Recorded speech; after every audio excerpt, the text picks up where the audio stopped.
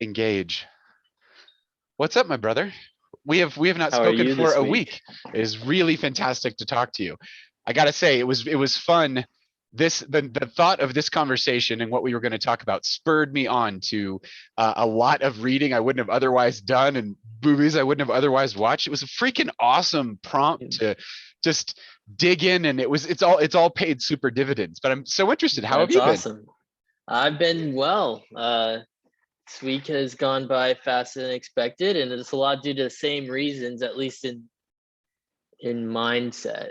Just Yes, this has kind of been a fuel yes. for like like I know what's gonna happen. I know I know that next something to look forward to, I guess. Yeah, Something to look forward to. essentially. I Yeah. 100%. It's like we created this stage, and it's like, dude, you're gonna need lines. Like that's my subconscious mind. It's like it's like how. So it's such a graceful and cool way to go through the week because. First off, I've got this bit of homework for myself to do, which is all based on the most riveting veins of gold in my soul that I can find, right? Like I sort of bookmark the most interesting things as we think about and talk about this stuff. And then but out of discipline, and so I'm like, okay, I've got a free moment. I return back to that thing and I see what other value I can pull out of it. See what else is there. And it is the most, it's like a vitamin that you can take, but you can only give it to yourself. Right. And you're mining that vitamin. You're not Totally. even, yeah, It's a just mining find it. operation. You're Yeah. getting that out of the earth. You're kind of figuring out what it is. And dude, I've had so many little mini personal revelations this week in terms of I just saw like how a dynamic in my life that I hadn't quite seen before sort of clicked into place. I was like, geez. And it's definitely from being down in the mine and having that light turned on your head and just like, and like going through Right. you know what I've heard other people talk about is I guess you could talk about being in the earth, really deep in the earth is like the shadow or although shadow is usually kind of negative, right? But it's maybe if shadow included like just the unexplored areas, the areas that, Right. there's cool stuff down there, but you haven't had a prompt to go get it. You haven't had a, so yeah, There it's like hasn't been a stuff, market it's for that it's your information. shadow. So Yeah. it's like stuff you're hiding from yourself to see again Yeah. if Well, you get out of your own way. right, shadow, right, is like prefrontal cortex, like the ego, right, the part of us that we draw a line around us, we say this is me and no more, right, this one thing Right. separate from the collective unconscious, which is all the shit that everybody ever knows, and we all know it anyway, but we don't let ourselves know that we know it, and that's why it kind of leaks through in dreams, right? But yeah, the shadow is like, all this stuff I'm reading. The shadow is where everybody recommends you go when you need transformation, when you're looking for like psychological fuel. Like your body uses like a biological fuel, right? You eat food Right. and it like releases energy. The energy comes from the sun. It's all in there, right? There Mhm. is a way to eat food of a soul or psychological or a spiritual nature that actually feeds some kind of system inside yourself. And it when you add sustenance to that part of you, it starts to move and it starts to Mhm. grow and it starts to actually have animation. And when Right. when something's That's animated, it's easier to understand, right? It kind of has life force in it, and therefore you can grok why it would be there. grok why it would be there. Yeah. Yeah, So if you were to name that, what would you name it? Like that that system that you would be feeding with these types of actions. I'd call it the curiosity engine. No, because it's literally just that simple though. It's like figuring out what you're intrinsically curious about.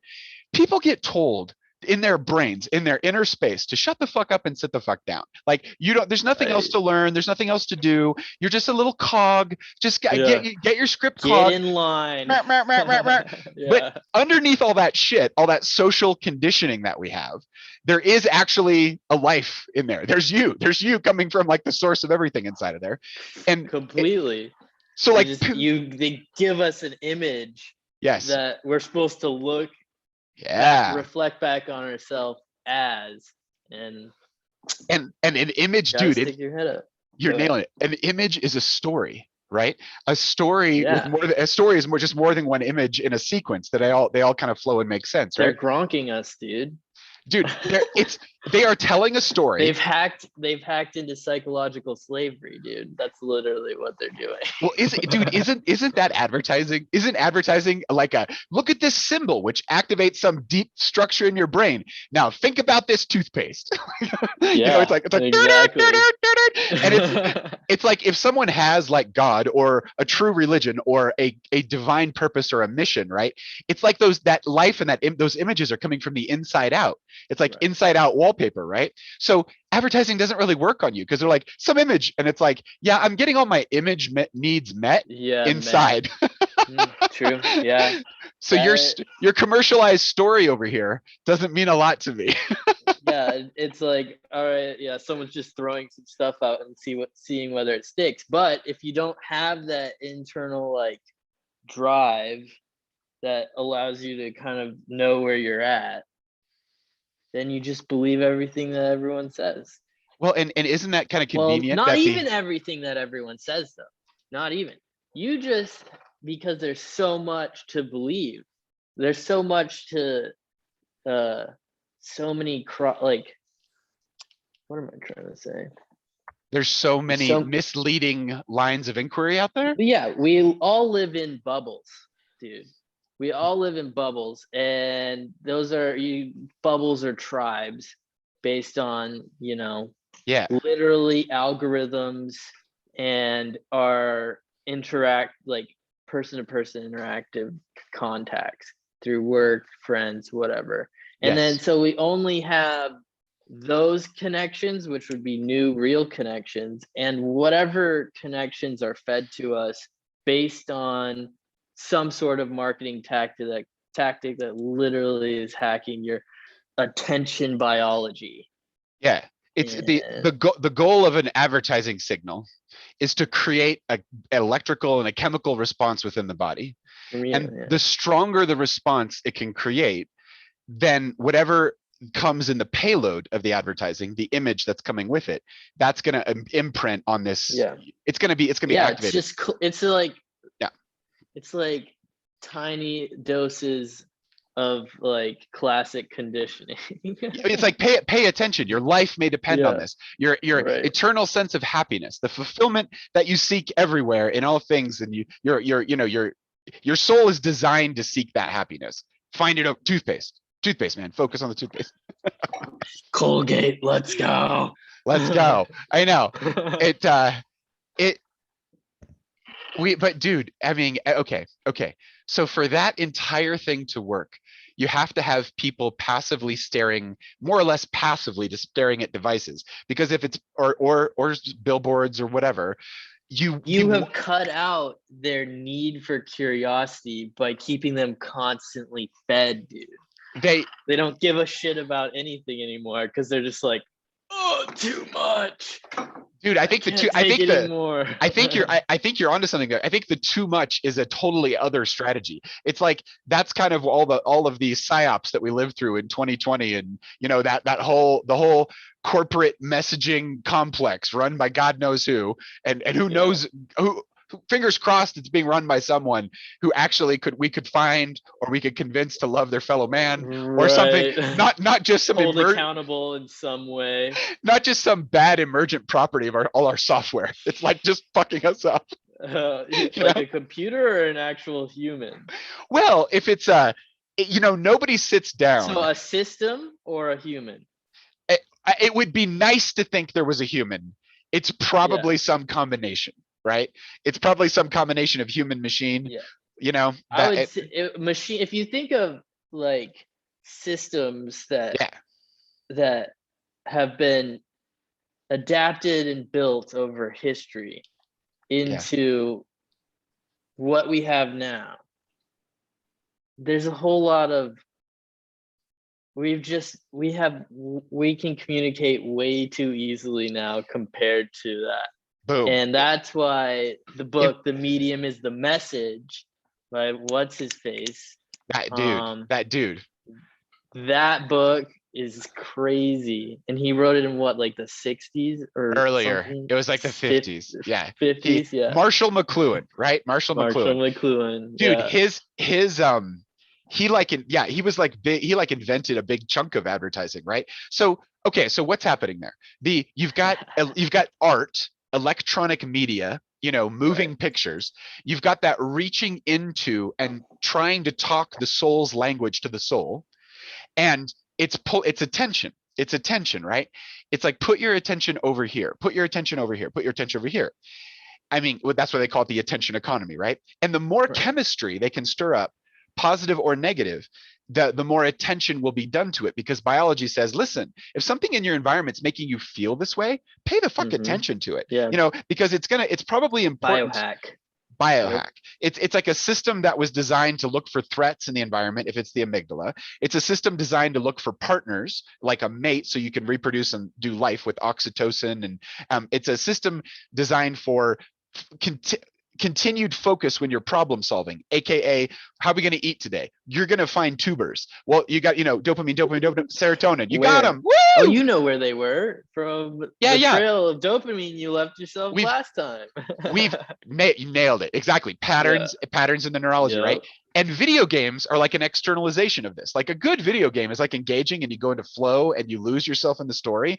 And so it's, a good video game like that is the reason why it's so damn engaging is because it's like satisfying all those primary curiosity needs, right? So you and me, brother, we're like backing up from the rest of the noise, which you could do anywhere. If we were floating in space around the rings of Saturn and we were like asteroid miners, we'd have the same fucking problem. You got all this information coming in on the holodeck thing around your head or whatever. You learn to know what to pay attention to.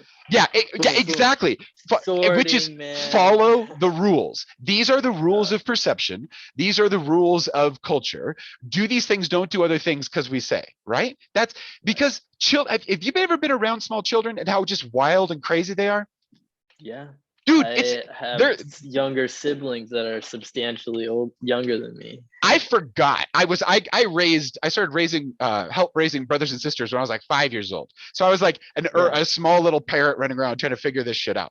And I was very close to that reality, and I got away from it for many, many years. I didn't have any children of my own for that reason, because I was too damn close to it for so long. But my sister brought my niece and my nephew over a couple weeks ago.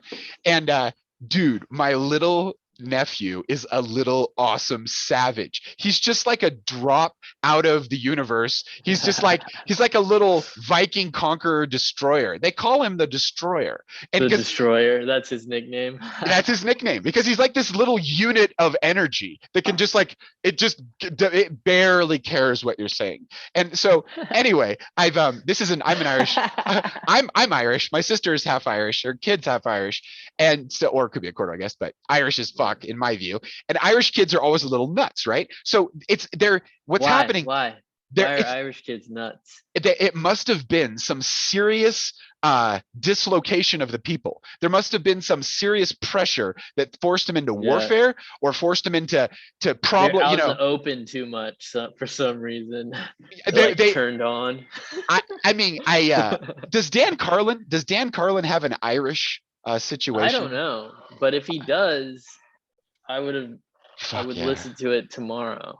Dude, I'm gonna go looking for it because I was listening to Greg Fitzsimmons' autobiography, and Greg Fitzsimmons grew up in Boston, and he was in an Irish family, and with an Irish Catholic family, and they were in an Irish Catholic neighborhood, and all the Irish kids were like on a short leash with any parents that weren't Irish, because they were so fucking nuts. Like they're gonna they're gonna burn the house down. They're gonna burn the house down. And dude, that's how I was growing up. Like I didn't know my Irish heritage until I got my 23andMe done when I was an adult. But I grew up half Irish, and I was always the crazy fucking kid who like was untamable, right?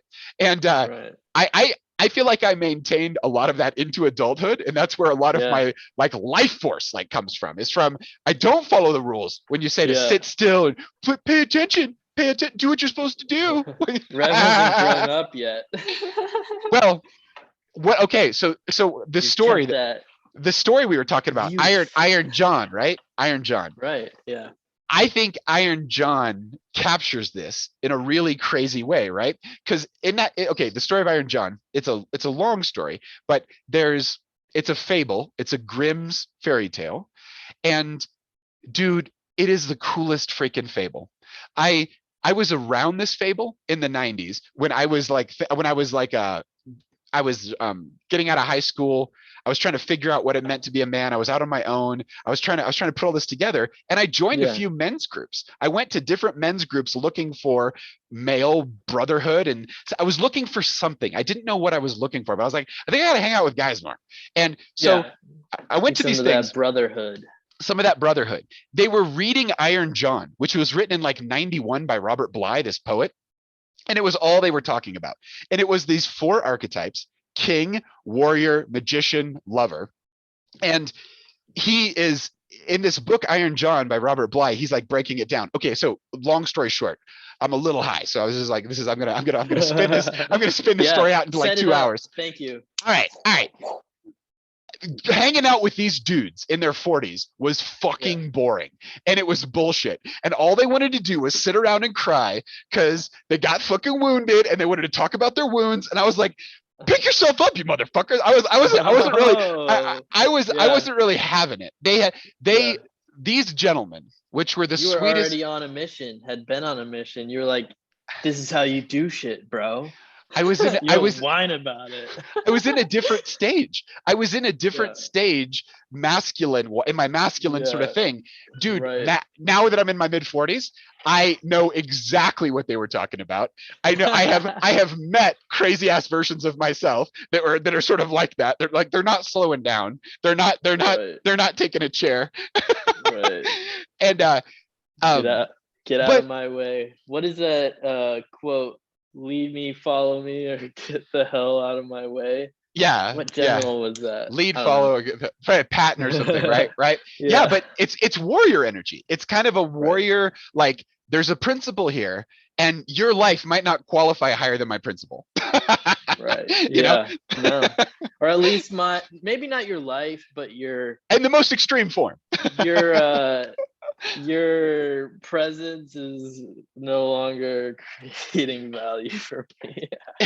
That's too funny. That's too fucking funny, dude. That's too funny. What I wanted out of these guys in their 40s was like, I wanted them to have more life. I wanted them to be doing such fucking cool shit that I could just jump in behind them and be like, what are you fucking doing, dude? And I could like follow along and like figure it out. And it just wasn't there. And it wasn't there in like 3 different groups I went to. So I just like pulled the plug. I was like, clearly this is a dead end. Like clearly this is some, but actually, anyway, Robert Bly talks about the way that the first part of this story, the first part of the story with Eisenhans or Hans, the Iron Man. It's a German story.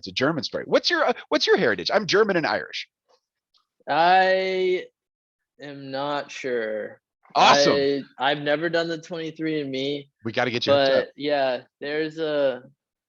I know I've been told little bits and pieces here, but then as I've gotten older and actually I know that there's a way to find out, and no one's confident in my family, seems like that. So I don't know. That's 1,000% right. Okay, we've got a to-do. We're gonna get you 23andMe. We're gonna get you fingerprinted. Because dude, when I got fingerprinted, doesn't someone get your DNA if you give it to them? You just have to work with a company. Well, listen, you've got to work with a company that has security protocols and that doesn't share your data and that has a transparent way of working. But is that 23andMe? Isn't 23andMe a specific company? There's other places to do it, but how do they cross-reference? Because the 23andMe has that huge probably database. Dude, you are such a good challenger. Let's look into the science. Let's look into it. Let's fucking analyze that shit, and maybe because you can get a few different ones. So 23andMe uses things called SNPs or SNPs. SNPs are little chunks that come out. So what they look for is mutation. So most of human DNA is identical. It's all, and some of it, and most of it doesn't really.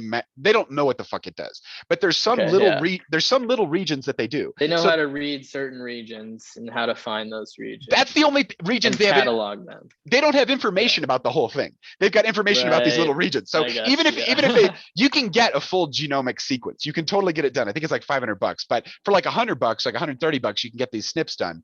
And there's two ways they do it. There's research about those areas, and what's really cool about 23andMe is it very gently lets you in. You have to click more permission forms in that site than any site in the history of man. It's just like, okay, we're going to tell you about your predisposition for Alzheimer's. Are you ready? Because this is like correlated to the 70th. I'm making shit up now. This is like correlated to this high level. So if we tell you you're going to maybe get Alzheimer's, your odds of actually doing it go up just because someone told you were going to. So is that cool? They're telling you the placebo. They're expectation placebo to you. Boom. There's these there were these making you like say it's okay to be placeboed. There were these nuns that they did autopsies on after they had died of natural causes, and what they found is that they had the brain for someone who had crazy Alzheimer's, but because of their structure in their devotions, in their monkhood, right? Wake up at this time, pray this way at this time, do this at this time. It was actually the structure and the ritual and time that kept the whole thing going. The intrinsic rhythm of their life was like bang bang, brother. They were completely flow state probably at that point in their life. They could be flow because they had a structure around them that they could flow into. They were always in that flow, and so they're carried by it. That's crazy. So you said the scans of their brains showed way more deterioration than they were presenting with. Scans would be very graceful. This was a dissection, so they actually took the brain apart. Oh, okay, afterwards. Of course, after they were totally done with the body, after they're completely, they did this like it was like a study on how their brains developed over time, and they chose these. I think it was post death they were presented with way more of the plaques than a person. You would expect this person to be like crazy as fuck. They're way more lost in their life and then these nuns were. So that time-based ritual was what was giving them strength, purpose, and meaning in their life. And with that, they didn't need whatever the other shit that gets degraded when your brain just kind of gives up. They could fall back on that structure in a way, and no one even suspected that this was going on. I mean, they did not show symptoms. So it was mindset, that ability for the mind and structure in time. That's super important for carrying those stories deep inside. Dude, I've been deep diving on Joseph Campbell. I've been deep diving on Robert Bly and Eisenhans. It's okay. So Eisenhans is a story that tells all men how to be at every point from birth to death. It is the complete package, and it's an incredibly cool story because I think it hits a truth that men actually can't exist outside of other men. This whole cowboy, you're John Wayne, you're just out there on your own, whoop, whoop, psh, psh, and you're doing whatever the fuck you want. Like, you actually need other guys around you in order to engage these very specific systems, especially around initiation and rites of passage and a kind of growth pattern. So anyway, dude, I think we're microcosming this. Like in our conversation here, we are literally living out this dynamic because anyway, we're gonna freaking take Iron Hans like we're gonna take this thing apart. It's gonna take forever. Let's do it. It's interesting, like if you're cowboying out, there's obviously gonna be that character. There's probably some type of archetype that would embody a cowboy, but a cowboy still would be no match for a group of, very tight warriors. Oh God, yeah. No, you run into a group of guys that are like, the community aspect of it obviously would be stronger than any cowboy. But So Yet look at how we say that all you need to be is a cowboy in American culture. To be a man. And that's what has that's what's messing up the dynamic as far as what men are supposed to be, or whatever the fuck white privilege and everything else is. Oh God, that's a term that's like really hot and heavy now. I'm thinking about our audience in like 2035 when they're floating around those rings of Saturn and they're like mining and they'll have their own. Sorry, I brought up no, you're good. It was bullshit. No, I'm telling them in the future. It was a psyop. Given it the light of day. It was a psyop designed by our own clandestine services. It was a product of a decade and a half of the internet before we had any accountability. Right, before we established True ID, which is a kind of crazy. There's a cryptographic token in the future that everybody has, and there's only one of me and there's only one of you, and you can cryptographically prove it based on some very specific things. And so you can't fake this stuff. So instead of being beset by 16,000 bots online that want to tell you all about how you're wrong about stuff, it's like, dude, somebody just released a swarm of electron demons on you. Like get that shit out of there, dude. You stop. Purge your system of extra energy, dude. Dude, we got to talk about Twitter. I want to run. Remind me to talk about Twitter with you. I'll make a note. We got to hit that. Okay. But okay, so this psyop that was leveled on us starts in 2010. There's very organically Twitter so Twitter is a platform. The internet exists and anybody can send a message to anyone, but it really isn't until you dumb it down with a platform like Twitter and a cell phone to make it easy and snappy. It's those damn platforms that get the sheeple in there, right? And then they can't remember how they were before they were in that little pen because they don't actually understand what they're doing and how. You're right. You're in autopilot. With what else do I do?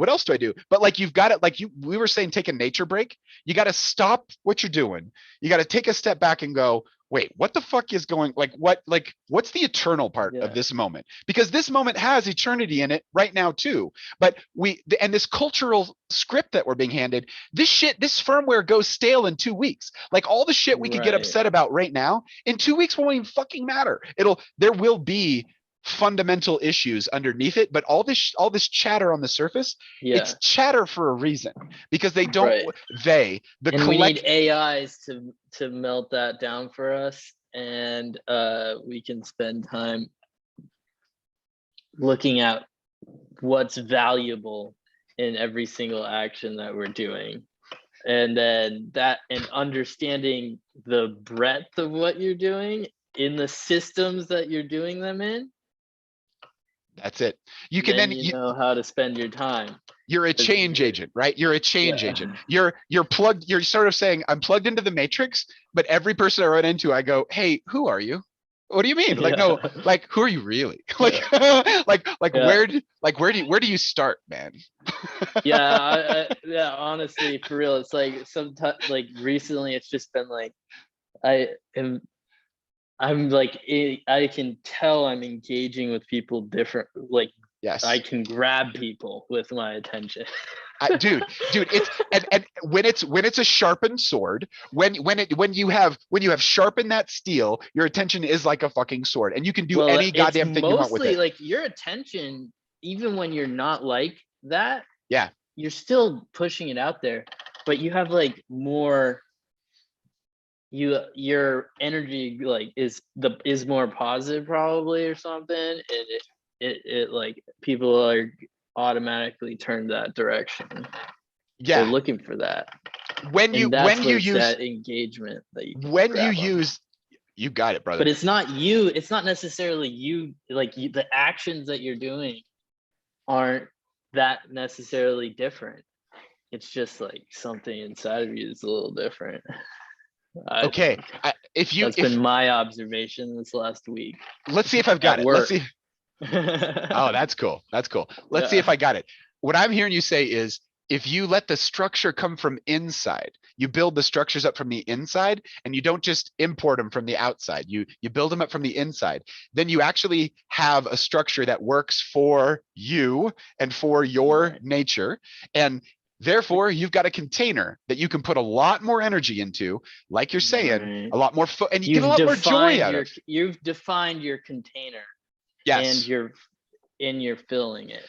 Okay. And okay, go ahead. Sorry, you first. You No, first. no. This is so exciting. Go ahead. Go ahead. No, I that was really all I had to say. So Okay. Cool. Cool. I didn't really have. That was like the point.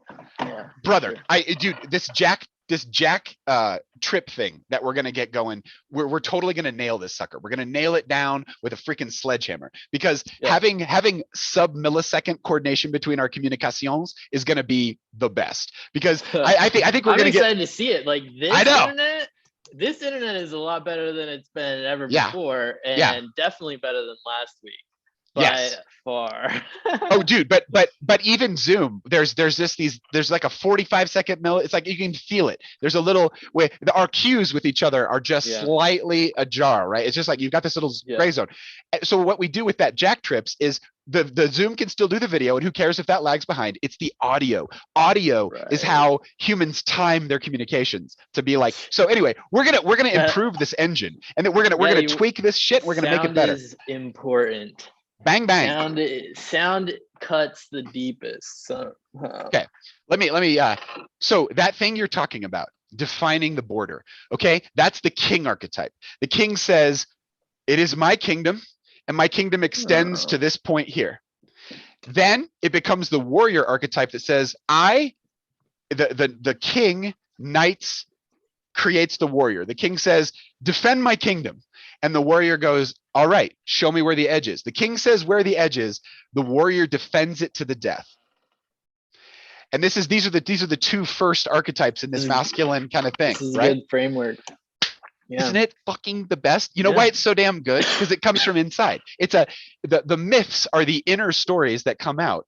And Joseph Campbell was like, listen, myths have two levels. You've got the inner, we've already covered this, we'll cover it again.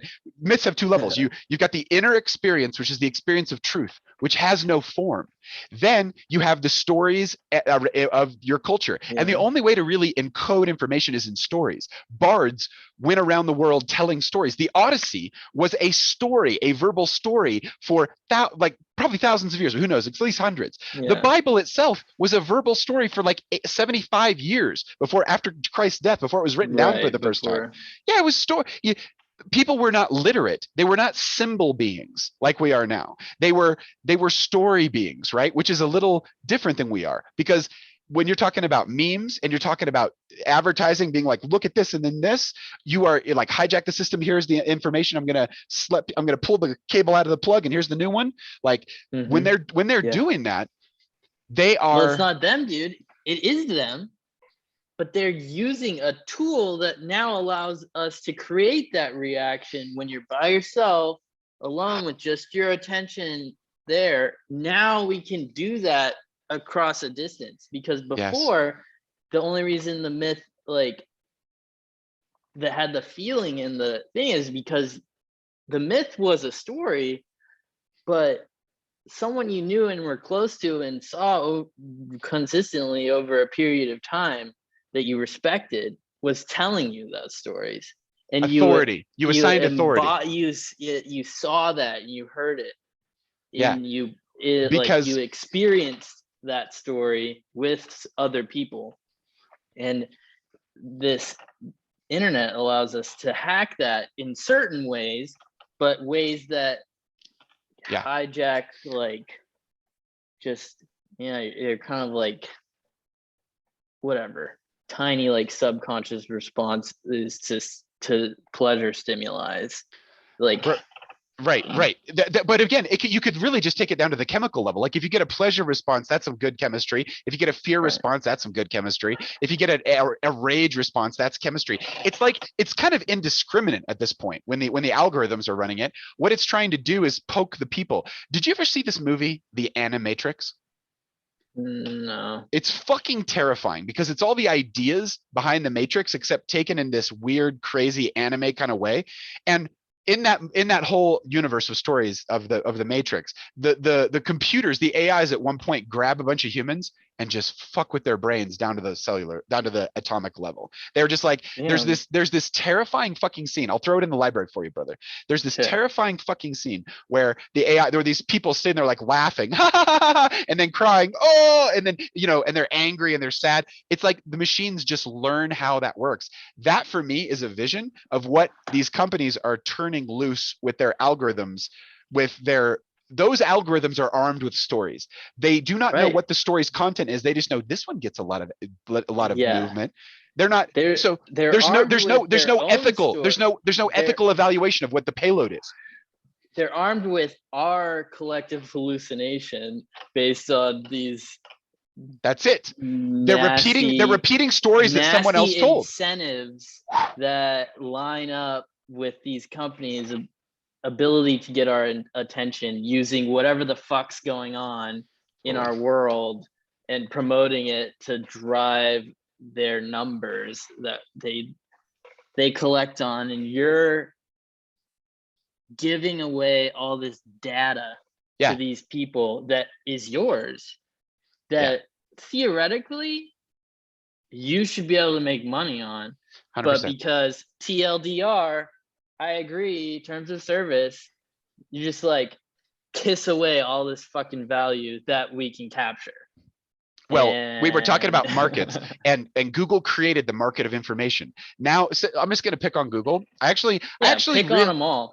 I loved Google for so many years because they were really good engineers. They're doing good things, like the Google Suite and the tools that there are for small businesses in that is phenomenal. Schools too. Unmatched. Yeah. And so, we want to root. Props, but still. We want to root. We're rooting for the humans. We're rooting for the good humans inside of that corporation, like we should root for the humans inside of every good corporation, because quite frankly, that's an inside job to take down that fucking disastrous beast of a financial engine. Too big. Yeah. They need warriors. There's like this meme, and there's like this huge guy with like the Google G on his head, and he's holding this tiny guy.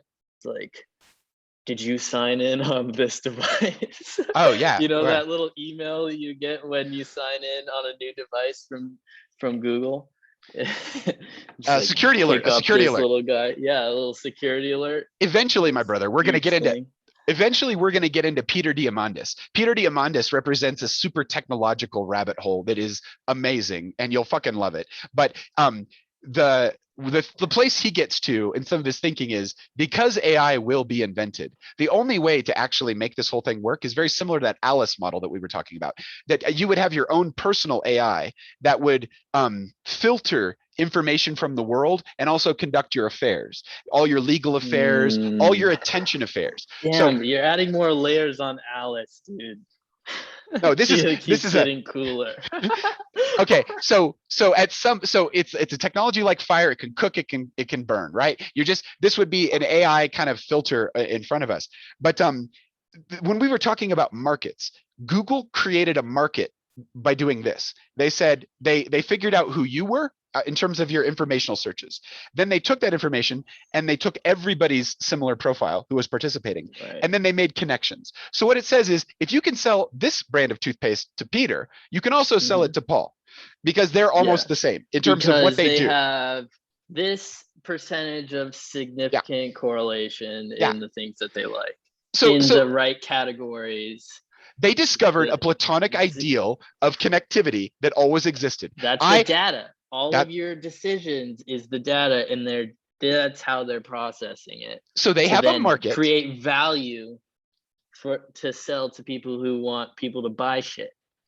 And what they do is someone comes in and they say, Google, I would like to sell this, and the machine says, okay, cool, who can you sell it to? And it's like, I think we can sell it to someone kind of like this, and they sketch out a Peter, and Google goes, great. For $1.12, I'll give you another person that has a 98% chance of buying this shit based on everything we know about him. It's pretty much a safe deal for you. $1.12, you got it. Got it. $1.12. Okay, $1.13, $1.14. It's getting more expensive because your competitors are doing it. And then it's like, okay, $1.12, and then they meet me and they sell a product to me, and it fucking works. And that's why it fucking works. But think about that. They created a market based on That's this. because you actually have value, dude. Your actions, No, no, no, no, they're no, no, no, no. literally harvesting value from you. I have value, but That's why it's valuable. the real value is in knowing who I am and who the other people like me are. So the value is the connectivity that you and I you're would right. share Yeah. anyway, right? So But think we about. still have to do commerce. Well, this is commerce where you can choose. You don't have to like sit on the street corner anymore and say hot dogs, All 15 right, so cents or whatever. I'm generalizing something that I intrinsically like what you're saying. I definitely feel like that. Yeah. Yeah. It'll go smaller, closer in network connection. Well, But here's the how. hack is all of the fucking value that's ours. Okay. So in a market, you will need eventually, if you want a marketplace, like if you and I started a company right now and our whole business plan was to figure out who all the digital customers were, and we were going to keep that in an Excel spreadsheet, a very big one, right? Big ass one. Isn't Right? there a better Microsoft product for keep in the database? Open Sheets is an open source spreadsheet project. We could call it VisiCalc. VisiCalc was the first. VisiCalc. Yeah, VisiCalc. I think VisiCalc had a Sheets function in it. That was the first computational program that was made of its kind. So, all right. How well do you think we would do, buddy, if we were using VisiCalc and just writing down all of the information about all the people in the world? Be ass because there's already AIs doing it. Okay, so now you want to sell some toothpaste. Do you come to our shop or do you come to Google shop? Yeah. Do you go to a small business and say, "Will you sell my toothpaste?" Or do you go to Google? Who can do it with literally automated, move any volume. automated, all humans everywhere. Do you see how? Do you see how there's been a capture there of something? Oh, yeah.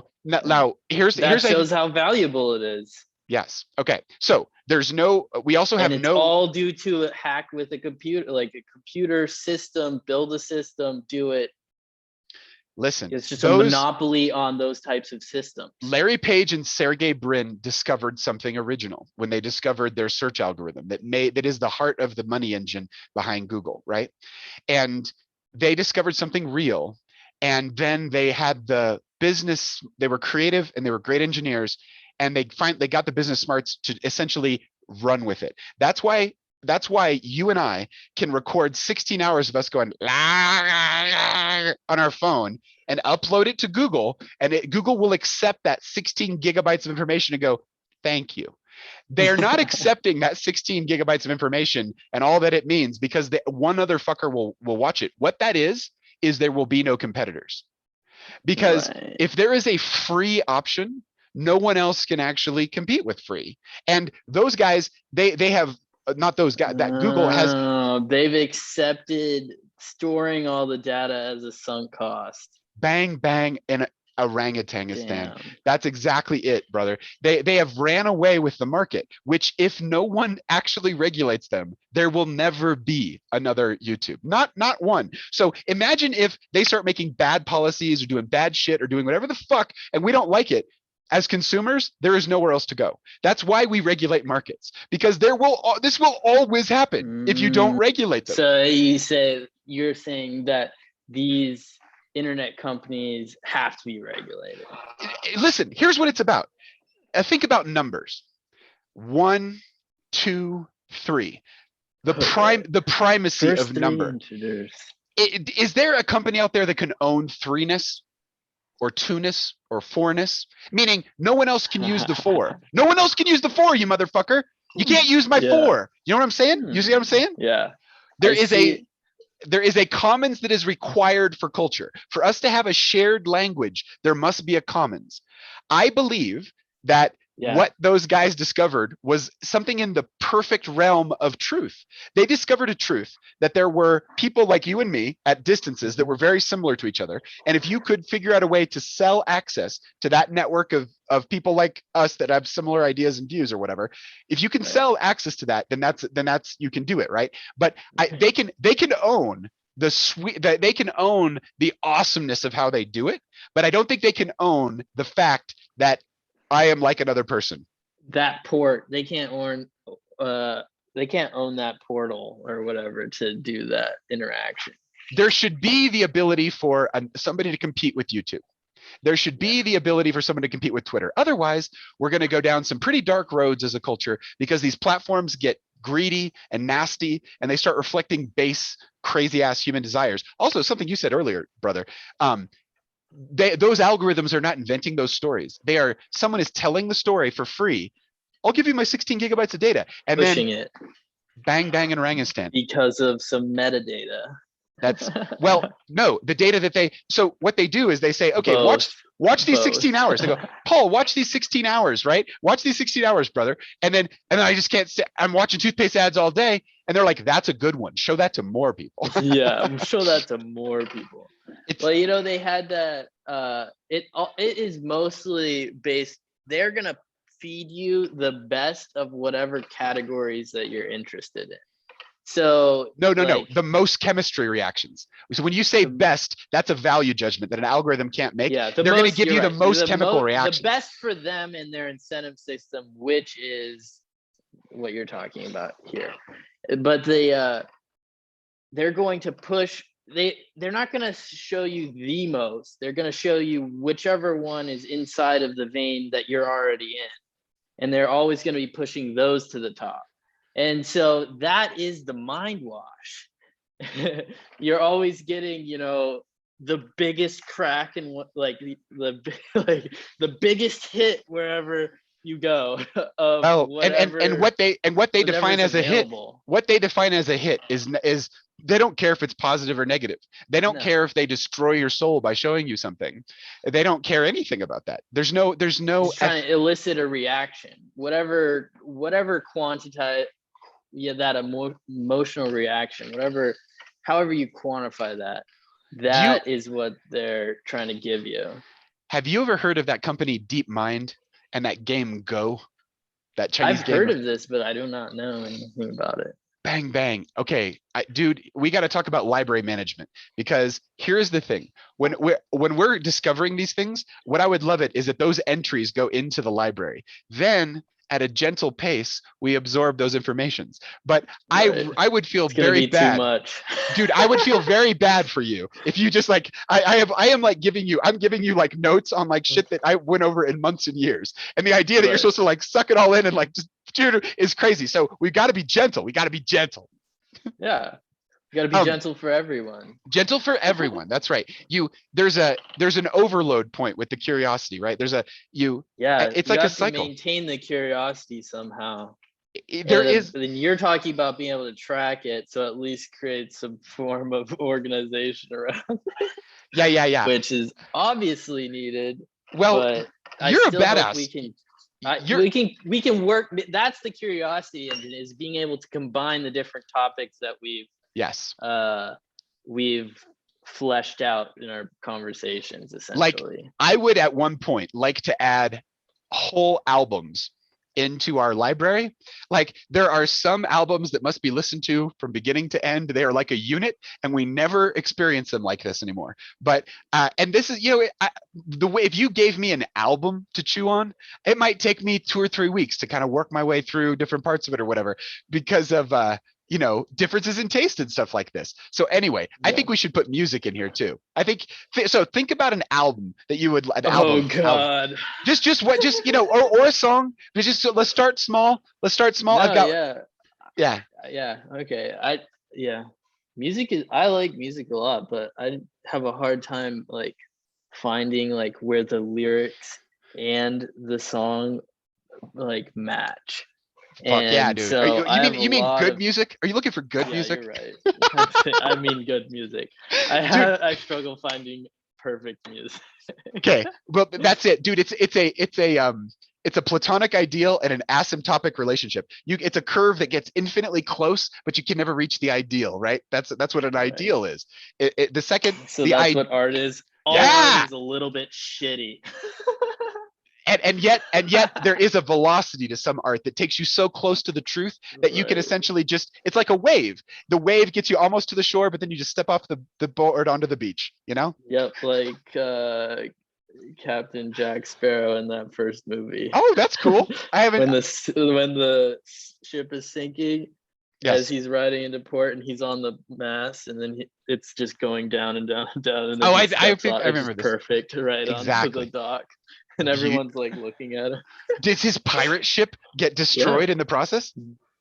It sinks right at the dock. Fuck, dude, I have to watch sinking, this. And he's riding the mast, and it literally sinks to the perfect like depth right as he gets to the dock that he steps on. Okay, steps onto the dock and walks in like all pimped out. When you're telling a story, you have to use what's laying around. So if you're telling a good story, first you start with truth, and then you clothe it in the local customs and symbols that you've got going on. Because of the internet and because of information technology, we have a palette of story pieces that is larger than any human in history. So you can literally mind blow. Yes, we do. The opportunity to tell some seriously accurate and powerful and far-reaching stories has never been better. Deep stories. You have such fucking detail that you can draw on. You just gave me a chunk. With lots of content around those subcategories that you can. Woo! You just gave me a chunk. You just when you said Captain Jack Sparrow and he steps off into the beach, I literally felt I could see the image, and I haven't seen that image for years, 20 years, 15 years. I don't know how long ago that came out, but it was literally your enthusiasm. God damn. Dude, your enthusiasm painted the image in my head. I saw it fucking happen in my head, and now I'm very interested to see how the story is and how the ideal is. It's the opening scene, dude, of the whole movie. Very cool. So if the movie sucks, I don't have to go all the way through it, is what I hear. No, that's it. You just have to start it. Dude, so the album I would put. I'm gonna put this DeepMind AlphaGo. I think it's called AlphaGo. I'm gonna put that in our library. And that is all about how AI learns, and you're gonna fucking find it fascinating. And I don't know how that works. Dude, you're gonna love it. You're gonna freaking love it. It's very much around like what we're talking about. And in fact, just for shits and giggles, I'm gonna put a little Lex Freeman in here, because Lex Freeman well, I want to go back to his core stuff, his classroom stuff that he talks about, how like the different metrics of AI and how AI learns. Seen that. I've listened to a lot of his podcasts, but I haven't listened to his classroom talks. I'm in IT. Dude, what have I been doing? I feel a little embarrassed for not doing that, because I kind of. Wait, embarrassed for what? Repeat yourself. Been so satisfied with his other stuff. As soon as he came up and started putting out regular content, that's my number one podcast now, for sure. Dude, he's second gen JRE to the nine. Yeah, no. That was the guy who he got into jujitsu. He used Joe Rogan as a male He's a smarter mentor. Joe Rogan, dude. He's a smarter Joe Rogan. He's like an MIT Joe Rogan. Dude, the joke writes itself. It's not so hard to be smarter than Joe Rogan. It's like whatever. But Joe Rogan does embody curiosity to an immense degree, right? I had a little challenge. I started listening to Joe Rogan. The depth of the curiosity and like this other culture. Like I have learned to appreciate other cultures from traveling.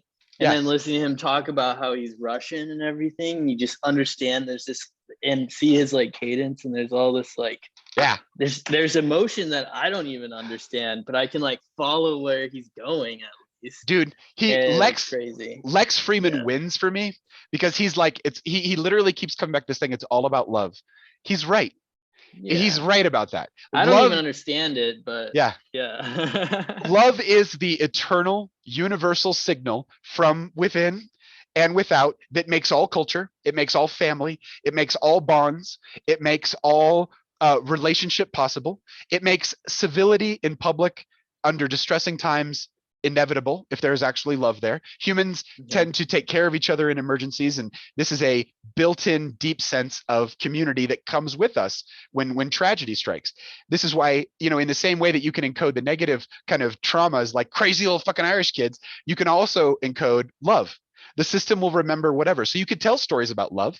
You can tell stories about connectivity. You can tell stories about bliss, about truth, about vanquishing doubt and fear within one's own heart and mind, like really winning that fucking fight.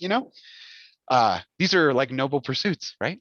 Yeah, well, it's the connection that you're having with people. Human connection. It's a real connection. and that's the crux. Like, is it? That's whatever that is definitely has love in it. Like, Yeah. maybe its ability to create love, whatever love might be, but like, it's that yeah. That Bonding Rick and Morty episode that I sent to you, Rick's Yeah, love I potion watched number that. 9. Yeah. Dude, that one is so cool because that is I've about seen that one a million times, but I watched it again this week. you are so cool, dude. You are so cool too. I can't believe how you jumped on all the shit that we were talking about. That's the long and the short of this arc. It's the best. It's the best. Well, you provided me a library of things I'm interested in. Now the movie, well, you just mentioned it, and I was like, well, that was before I got the library. You gave me access to the library, so I would have never asked you to spend your own dimes on Until the End of the World. How'd you do it?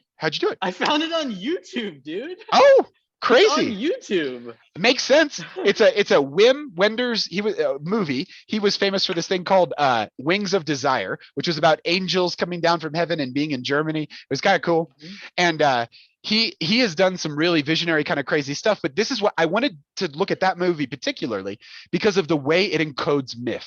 Because I think it's an excellent fucking example of two things. First, I'm interested to see your perspective on this because you mentioned this.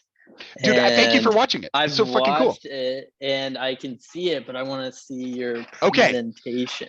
All right, I would have given you like a warning before I dropped it on you. Also, here's the album. Beck, Loser. The artist Beck, the album Loser. Have you ever heard this album? No. You're gonna fucking flip out. Okay? You have to listen to it from start to finish. Feel free to repeat any song that you want. Right. I will put it in the library for you. If you or just any service has got it out there. But you really need you got to get the explicit version. If there's a censored version, fuck that. You need to hear it. Fuck obviously. That. This is an LSD inspired electric vibe from 1992, 93. It literally plugs straight into something, and an entire generation of us listened to that, tripping and shit. And it was like, fucking what is possible? It was like it was a can of like psychedelic awesomeness. This glug, glug, glug, and also insane. Can of whoop ass. For years, I was really afraid of the depths that song went to, because there are tracks on there that is truly the Wild Man, the Iron John. Damn. You know, all right, yeah. You sold it, dude. I'm gonna have to cut out here and go listen. You're cool. It goes into the shadow in ways that you will never expect, and it will surprise and shock your deep Christian roots as well. Okay, I'm ready to want to share this with people, dude. Shut the front door all the way. The way that copyright law works, the reason why it's complete bullshit is I can't legally play that song to anyone. Like if I play music on a YouTube channel or in any kind of public broadcast, I have to get a license to do so, and I have to follow certain rules. And one of the rules is you can never play more than 3 songs in a row from an album, and you can never play more than 4 songs in like a 3-hour period or 2-hour period. There's a range from the same album. So check that with that. You can never play an album. You can never play it, dude. I grew up in the 70s, and I was born in the mid 70s. All you did was listen to whole albums. Shut the front door. Completely mind blow for any kid these days. Dude, the first album I ever heard was I put on a pair of headphones just like these, and it was a wooden green piece of furniture that like my dad made or found or something. It was so cheap as shit. We were extremely poor. It was kind of fun and blissful being hippie, born to a bunch of hippies in the Midwest. It was simple. It was simple. Let's go. Yeah. Dude. And so here's how it worked. You got the scary album out. It was the Moody Blues, like computer. It was all about some kind of hyperdimensional computer that was like putting its tentacles into our universe, but it was all acid inspired. So it was like fucking trippy as shit and weird. And I put on these cans and I started, and the whole album starts with like some kind of crazy dark trance that's like, it's like, I'll try to channel it, but it was like, there's so much going on inside you. And I was terrified. I was like, what in the fuck is going on? Like, it was so disturbing as a little 3-year-old listening to it. I was like, what the fuck? It was like dark and weird and crazy. And therefore a true transmission of some kind of energy that I didn't really want anything to do with. It kind of terrified me. Wake you up. It'll grab you. And so when we went on the Pull you boat, in. so sometimes we would go skiing behind the boat with our aunts and uncles and our grandparents and stuff. And we had an 8-track on the boat. And like an 8-track was like literally a loop that just went around and then it just changed direction when it got to the end. It was reel to reel tape in a cartridge. Yeah. You cannot legally listen to an album online with other people and enjoy it together. It doesn't fly. Yeah. There's no legal in the United States. Now you can do it in other countries. If you can broadcast outside these parameters in countries that are slower economically, basically.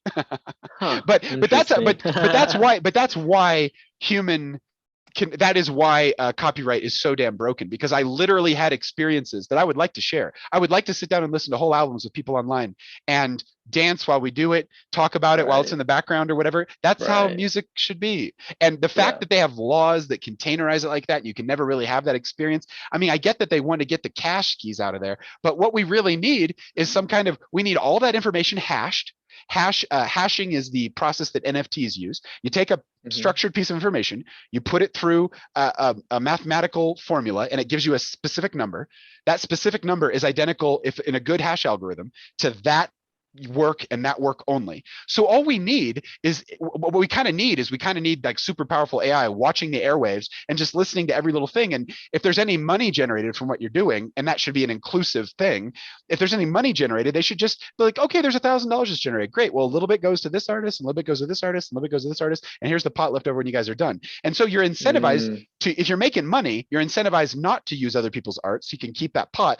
And so when you put a piece of art in front of someone else and it's cut into your bank, you better make sure it's a fucking great piece of art that increases your audience, which means there's natural mechanisms in a market to find true art. But copyright, make sure you don't find true art. Go ahead. Yeah. So how would you frame that in a contract form that you could put on a smart contract? Okay, let's just say we have this super powerful AI, right?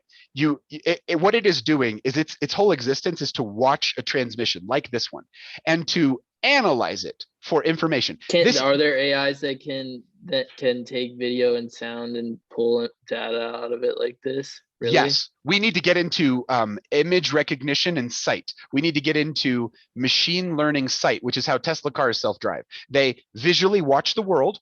I'm gonna put a doozy in our library here, brother. I'm gonna put in Elon Musk's talk at Tesla about its auto driving capabilities. This is it's dry, but it's fascinating because they're talking about how the chips. I can watch it. It's how I'll be fascinated. Don't worry. I have a Tesla 3, and my Tesla 3 is this. It's the oh, did you? How'd you say? Picture? Or maybe you turned your thing around. Oh, camera. Yeah. Your camera up. Yeah.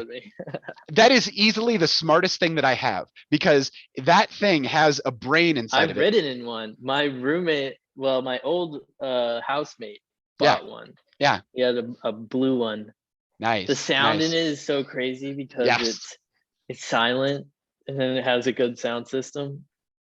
The way it can I was blown away by that. That was the biggest thing for me. Dude, the way it's fast. Oh my God. Very fast. It's very fast.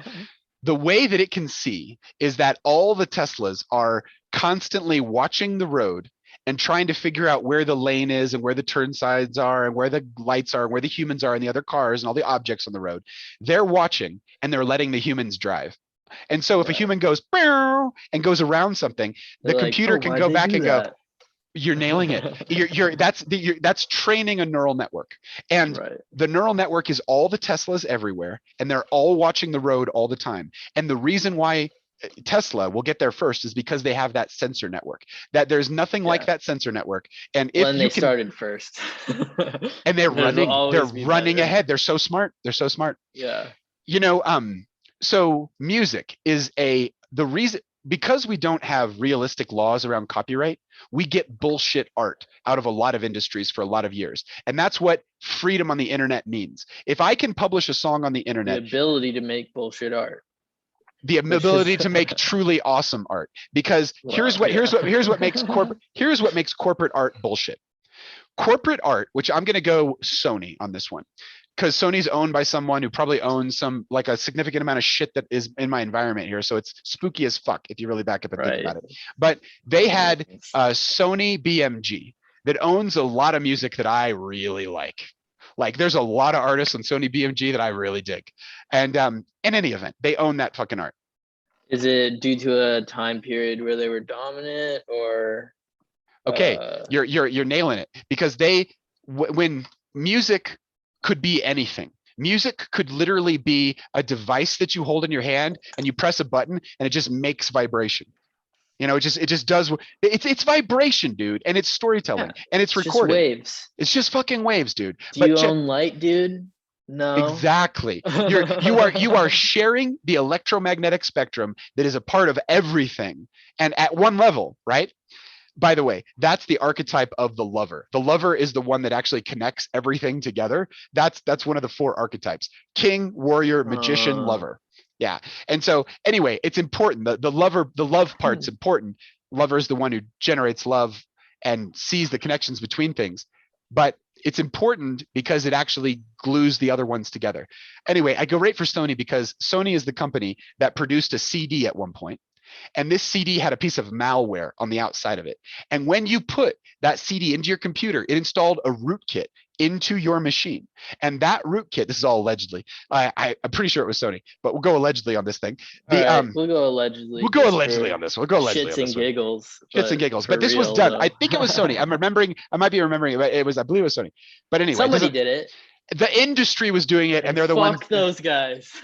Dude, this rootkit installed itself underneath your operating system, and then it looked through your catalog for anything that belonged to that company, MP3s on your computer. And when it found them, it deleted them. They didn't ask anybody to do it. They just fucking moved, and they did it. And it was terrible. And the way that you defeated it was you took the CD and you put a black line around the outside of it so it couldn't read that first data track. Like Sharpied. You Sharpied took a Sharpie. That's how easy it was to defeat once you knew it was there. I'm going to tell you about yellow dots in a bit, and it's going to blow your mind, but don't worry about that now. Bam. So Sony. Okay, so all these companies, all the music industry, when I was growing up and I got into music in the late 80s and early 90s, they were all like, you want music, little guy? Great. Here, buy the CD. Buy the CD for $25. And it was like, I don't need, you'd never heard the CD before. You could just see, sample it. You had to pick on pictures or what you heard. Cover. Yeah. And that's what created the reason why thumbnails are so important. But the reason why they kept putting thumbnails are important. Thumbnails are important. That's a good one. The reason why they kept putting it into CDs is because they own CD factories. The reason why they kept making artwork in the same square shape is because it fit into a CD case. The reason why they have bands that sound kind of like the other popular bands. This is why technology builds on itself. It has commercial out the old technology slowly, and the incentives have to be there to push the old technology out. They're not, then we end up with huge fucking messes like pharmaceutical companies and this fucking vaccine, dude. Oh, dude. Let's go there. Let's go there in a minute. But so what you're getting as a teenager growing up in the 90s is bullshit art that some suit thought would be the best to bring to you because this medium that it would bring to you. Now, the internet can cut all of that out, but everybody with a market, everybody with an industry doesn't want that to happen because they want to control their situation. They've got costs, but they also have if you pattern. Want a perfect representation of that, the Wu-Tang Clan documentary that was on Amazon a few months ago. I don't know if it still is or not. I feel like they took it off, so I don't know where it went.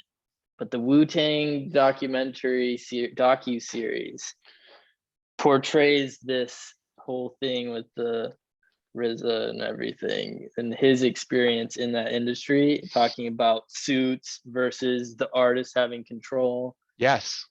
It's great. Oh, that's great. That is so very great. Back to Lex Friedman for a second. Lex Friedman, being like the first of like Joe's, like Lex Friedman started listening to Joe when he was in like a transition in his life, and he adopted the patterns that Joe was kind of laying out, and he put him to work in his life, and he got great value out of it. There's this incredibly sweet episode where he just like gushes about how Joe was like a great mentor to him, even though he wasn't present in his life. It was like Joe Rogan was encoding an art form that was essentially fitting the need for young men to be guided in some direction. And as I know Joe Rogan would never fucking say that was what he was doing, but that's what Lex Friedman heard him saying. And he followed the fucking rules that he was laying down. Yeah, and it doesn't matter what you do. It matters how other people interpret what you do. And it's also, when you're a young guy, it's about finding the frequency and the structure that works, right? That's kind of what you're doing. Frequency and structure, that's the setting. You're tuning it in. You're tuning it in. Yeah. So in that Eisenheinz story, Iron John, the thing that Iron Hands, the thing that, so there's the wild man, which is the wild energy, which is the man that has hair all over his body, and he's sleeping at the bottom of a lake, right? So the young prince goes out into the woods and he encounters this stuff. He drains the lake and he finds this iron guy. The king does this. The king does that. The king does it. The king hires like a super fucking ninja, like a fucking special ops dude to go out and do it. Yeah. And then the special ops dude volunteers. Right. A woodsman, a true warrior. Huntsman. A true huntsman. He's like, you got a problem? You got a problem and you're unconscious in this murky woods out here. I'm gonna go find your problem. I'm gonna put it in a cage, meaning I'm going to containerize it. He has a dog, and the dog gets eaten by the wild man. And that's how you Fuck yeah. He sees the dog eaten. Totally. Get pulled underwater. So they take the wild man. They drain the swamp, and they take that wild man, and they put him in this cage, right? And then they take the cage back into the city. So they take the wild man, the wild element, and they bring it to the heart of society, and they put it in a cage, and they go, look at this bullshit. Yeah, we caught it. We're better. Order is better. Society is better than all this Mommy crazy has shit. The key. Mommy has the key. That's exactly right. But you can find it. It's under a pillow. It's not that complicated. You just have to wake the fuck up. Right. So the wild side will tell you that, dude. and the pursuit unlock itself. Wow. For men. Dude, I did not see this picture when I listened to the story. Dude, you're gonna start. Dude, I feel like I've got a kaleidoscopic set of glasses on, and I'm just like reading the source code. Like, it's crazy. Right. It's for the source code for men. So that tells you, when you're a young man, or when you find yourself in an infantile state of consciousness, you should be on the lookout for where the wildness has been contained. Who told you that you had to follow these rules? Who told you that this was how it was working? It works in no other way, because society needs order and has to have order. And that's very important. But it is also very important to realize that we are not all tame. We are not 100% tame, and we never will be. There will always be something wild inside that has value, not just some value, but is literally the key ingredient to all psychological transformation, especially for men, but for women too. Yeah.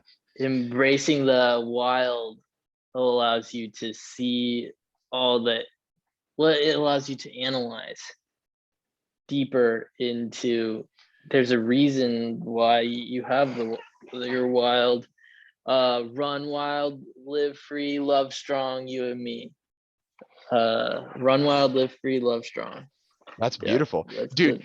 That's like what the lover archetype would chant, like backed up by the technology of the magician, and the absolute discipline and the ability to execute on life and death with the warrior, and the king who's like, this is what's important, everything outside of this is disorder. Like, it turns out in the end that wild energy was another king.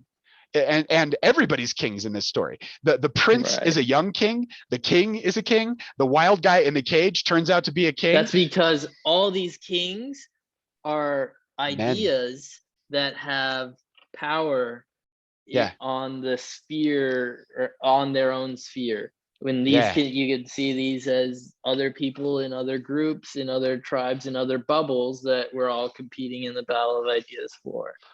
for Also, the best idea or the most valuable incentivized ideas that get the most people's dicks hard. dude, let's talk about Cialis. Let's talk about Blue Chew and all that stuff. Dude, that stuff stops dicks from being hard eventually. You get hooked on that shit. Yeah, Dude, you get hooked on that shit. It releases nitric oxide in the blood, which is where Right. erections come from. Which essentially reduces your body's ability to create it naturally on its own. Every Blue Chew you take, your natural situation is getting worse. Yeah. Dude, just for fun, I ran into I'll have to look it up. I know exactly where it came from. It's a whole conversation.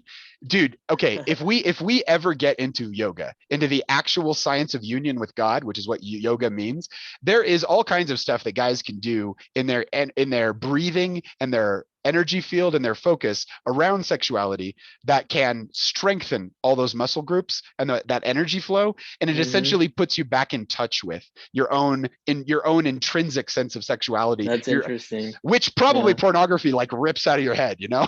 Something. It's doing something. We don't know what it's doing. We know what it's doing. It's causing. You might know what it's doing. No. Well, it causes. Most of us don't. Oh, what I see what you're saying. You're saying, dude, you're ascribing archetypical values to me. I mean, in that moment, I almost was tempted. I was like, you might figure it out. You might have figured it out, and maybe we can all figure it out. This is a council of magicians. This is a council of magicians here. We're both magicians. I'm thinking of it from the perspective of I've recently met people that have kind of introduced this energy space, that just this new perspective on like that I've never like experienced from anybody else before in this realm. So then you bring it up within like 2 or 3 weeks of what would be a couple what are a couple of the bullet points? What are the sort of the headers of what you're talking about, like category wise? You can like whoever you give your energy to, sexual or not, matters. And when you do it and there's at least some level of purity, or not necessarily purity. It's purity. It's there's some level chastity, of, like, purity, innocence, realness, or like ability to have realness in moment with that person if you save the sexual energy for them, or for whatever. My first real girlfriend. You're totally correct on what you said. My first girlfriend, I was deeply in love with. I wanted to spend the rest of my life with her. I wanted to make a family. We talked about kids and all this kind of stuff.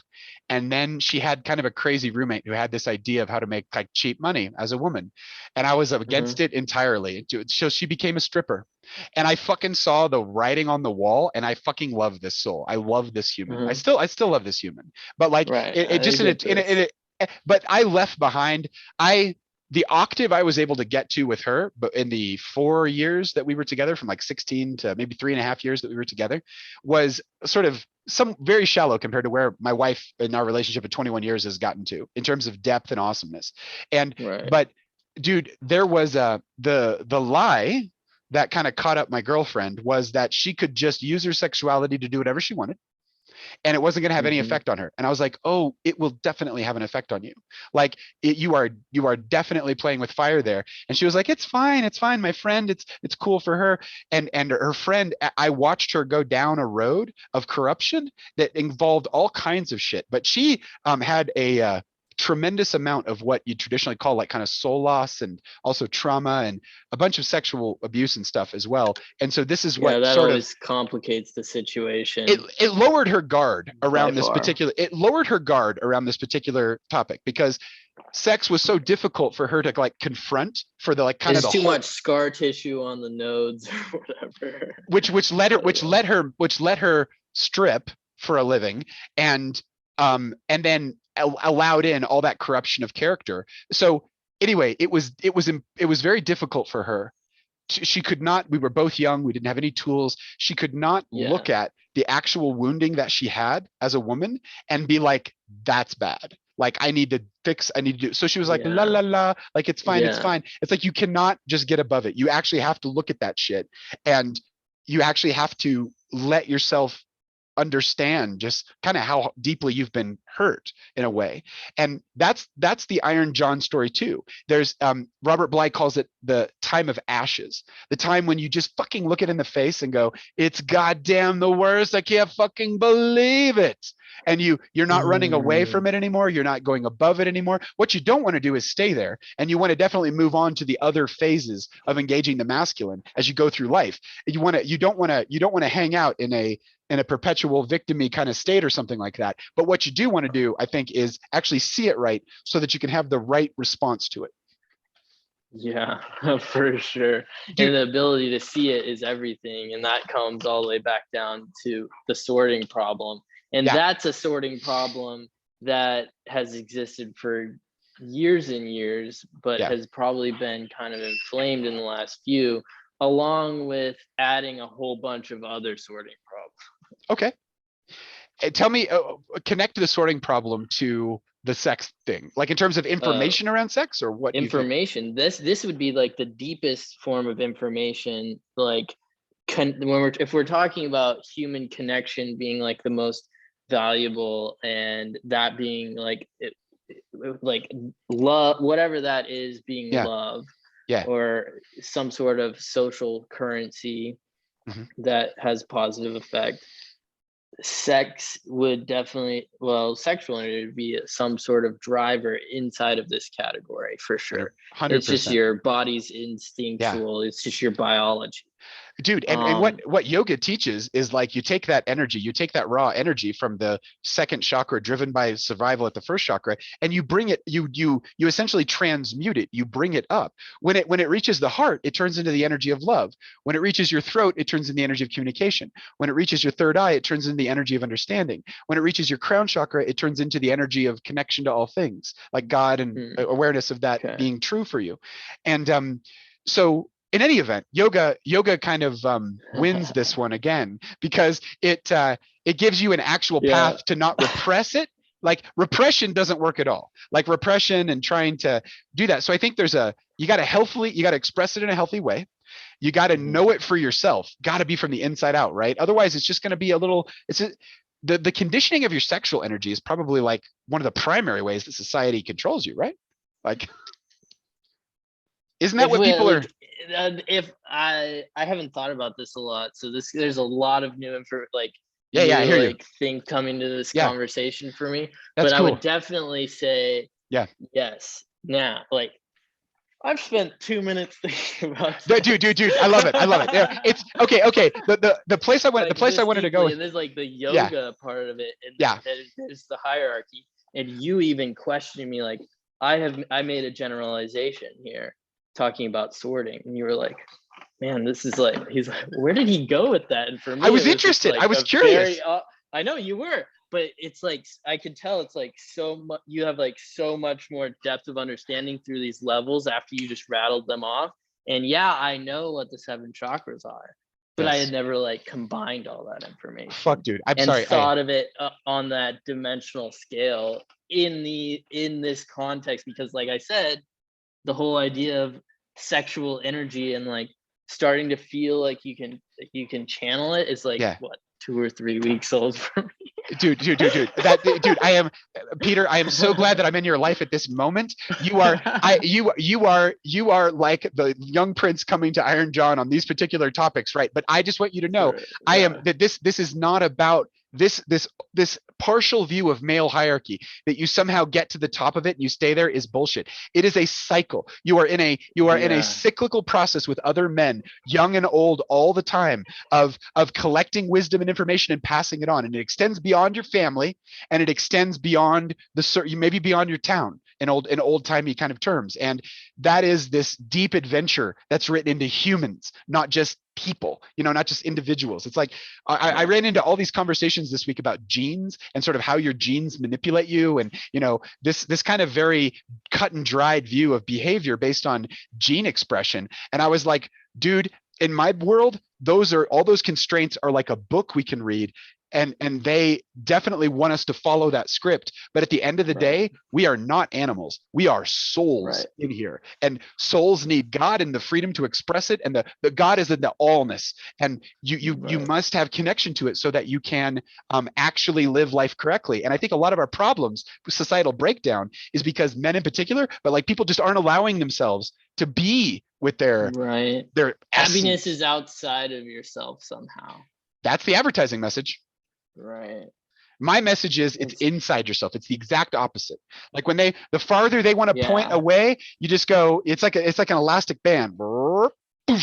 Back into the source, back inside. Being outside of yourself would definitely be my scripting speaking through, as in terms of thinking of it like that. Now, I have been learning other things, so I see what you're saying when you flip it around and say it's inside of yourself. But can I tell you this? People are super averse to thinking about it like that. That's okay. Well, put a pin in it, and we'll break that one down. Yeah. But can I tell you? Sure. I mean, I've been working on tearing it down for myself personally, and or at least just like creating perspective towards the other direction, because I have like years and years of this, and I was like, whatever. And so now we're like exploring curiosity engine inside here. We need a Scooby-Doo moment for years, baby. We need a Scooby-Doo moment. You ready?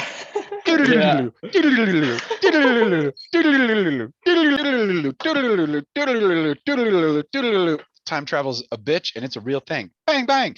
So what I wanted to assure you of, my friend, is that everything I have ever learned or done or achieved, I've done through extremely ordinary means. Like there is nothing I have been or seen or experienced that a fellow man could not experience. Also, no big deal.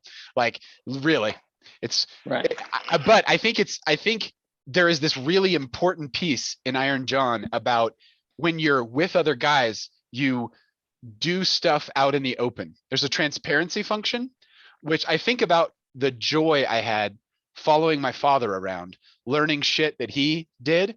And after my father went out of the picture when I was 5, I found other strong, awesome fucking warriors and artists and poets that I could like fucking do that with. And I learned some of I learned the coolest shit in my life from literally just drafting and just like paying attention to what they were doing and how they were doing it. And like when I got a chance to get led into why they were doing it, that's what made it to be a real growth thing for me. And the people that have done that. When you say drafting, what do you mean? Oh, drafting, like when a plane is going, or like when a car, like a motorcycle following a semi truck or something. Geese in formation. The reason why they're in that formation, that same principle. Yeah. Dude, that was just it. All you need is a guy. Don't need a guy. All you need for this, it works great with men, for other men. Maybe that's even an absolute ingredient, but what it works with is if that guy is fucking cutting air and getting somewhere, it doesn't really even fucking matter where he's going. If you go right behind him, you're ahead of the triangle. Yeah, you're just gonna follow what they're doing. Piercing and creating flow for you. Piercing and creating flow, and you will accomplish. You will catch velocity. You will catch technique on levels that you could not describe to another human, but you fucking got that in your bones, and you essentially you learned it. You have, and then one day you'll pass it on. So it's like velocity and momentum, and you'll have to pass it on.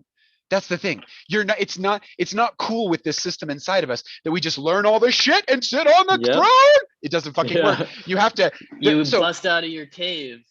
You bust out of your cave. Oh, exactly. And all men are kings. That's the takeaway from Eisenhower's. All men are kings, and they go through these phases. That's why the U.S. Constitution was so beautiful, because it was the antidote to the tyranny of one king.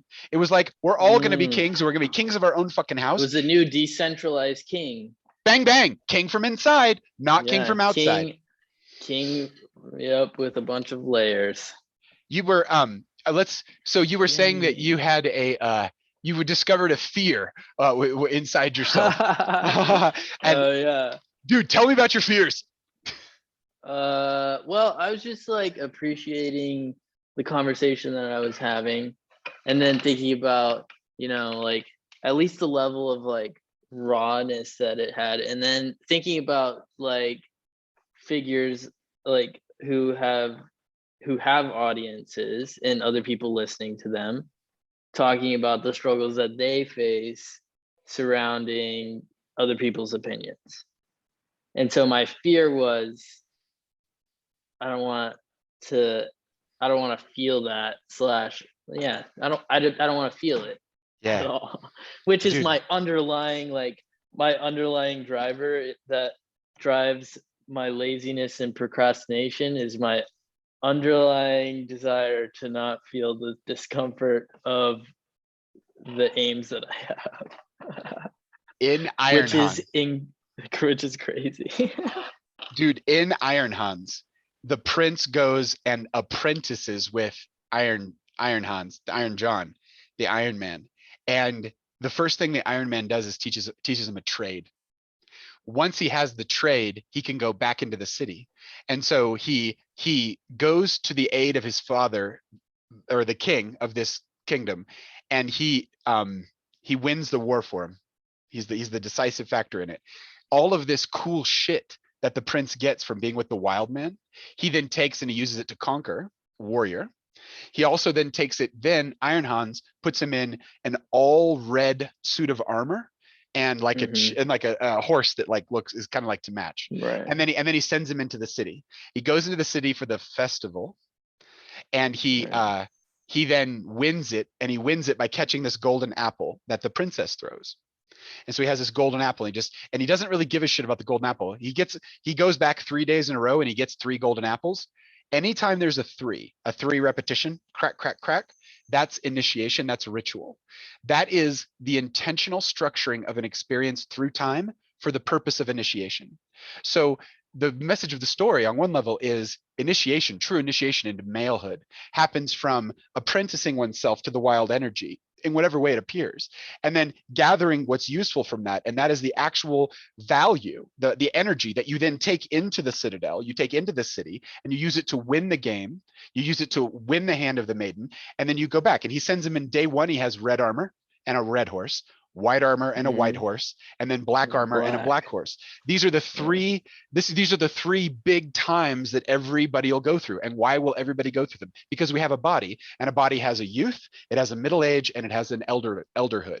And so it's the way that we're all the fucking same, and we're not the same as computers and AI algorithms. And that's why those systems, if they serve our natural patterns, and they will bring out our capabilities, and if they corral us into a little corner, they will rob us of the raw energy that we need for true psychological transformation, so that we can be adults, so that we can face the world head on and fucking rock and win and fucking be victorious. Yeah, all of that. So what makes me like, I'm speculating off of this whole line now, is like, why do we look at our day in quarters, or like why don't we look at it in thirds?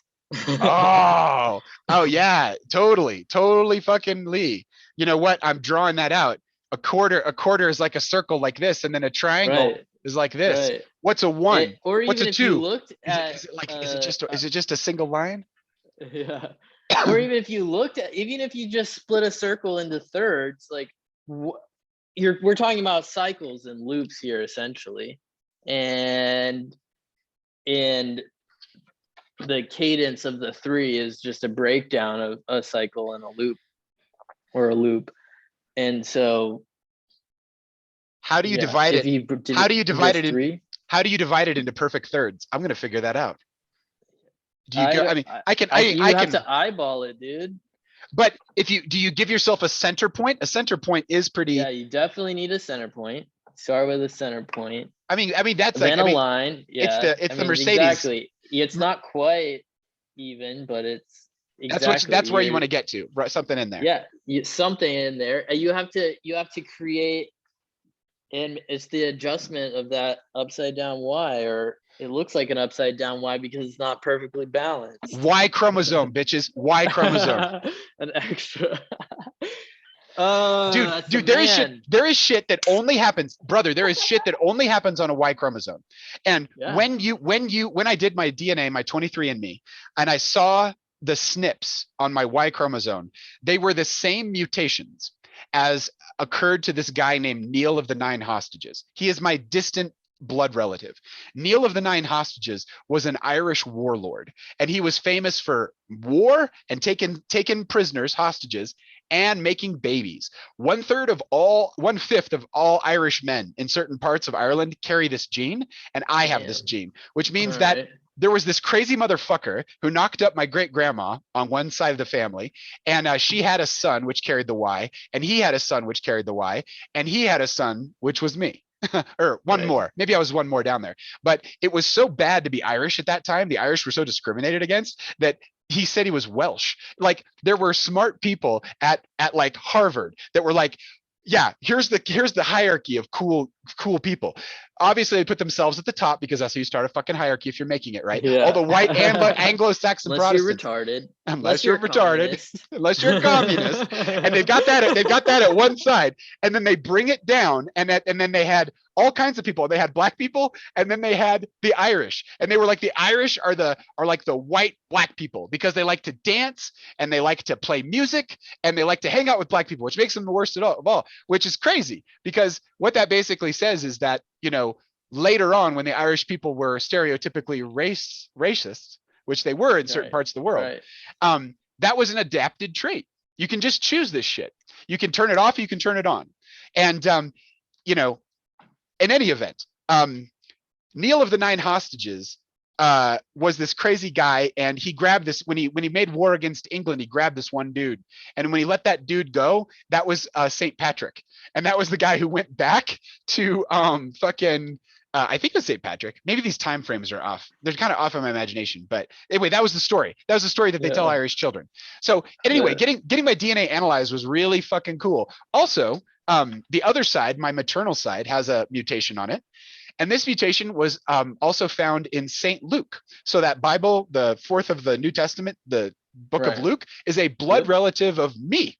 And and anybody who would come after me. Luke was a doctor. Luke was a doctor and a healer, and he never met Jesus, but he was truly inspired by him. And he wrote more about Mother Mary than anyone else. And Mother Mary has been my guiding principle, the being that doesn't have a body in my life that has made a bigger impact. And Jesus is like right there, but like Mother Mary was the one who actually saved my life and like did like turn my whole thing around. Longer story, but in any event, when you're a saint and you die in old Europe, they take like all your finger bones and put them on the front of an altar and like, look, it's blah blah blah's finger bone. Or they use your body for holy objects, and those holy objects go to places and become the source of pilgrimages. So it's really easy to get DNA from most of the saints because it's like fucking spread out all over the place. They're like, this is St. Luke's finger, this is St. Luke's bone, and then they do the DNA test. They're like, yeah, that's the same dude, like because the DNA doesn't lie, right? So that's in any event, there is it was very enlightening to me to get this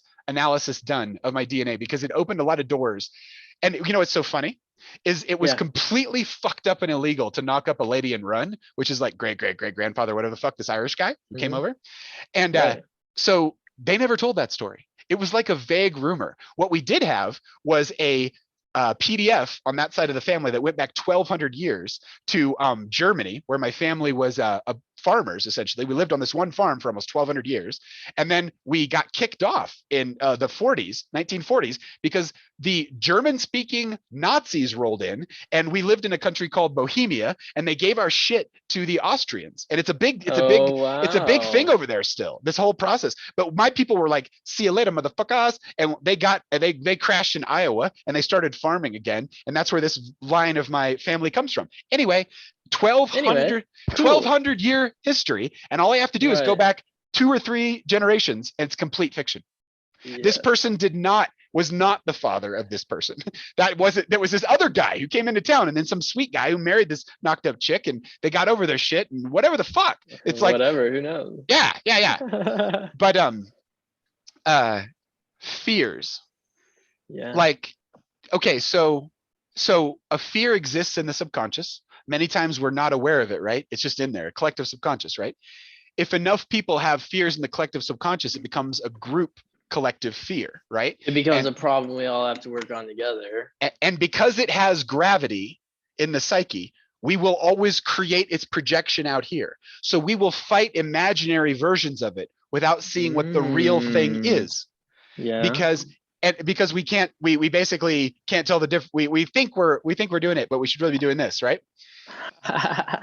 So anyway, when you can, so that fear, it would be so fun to play with that, like what other people think, and like what, like vulnerability, fear of being vulnerable, right?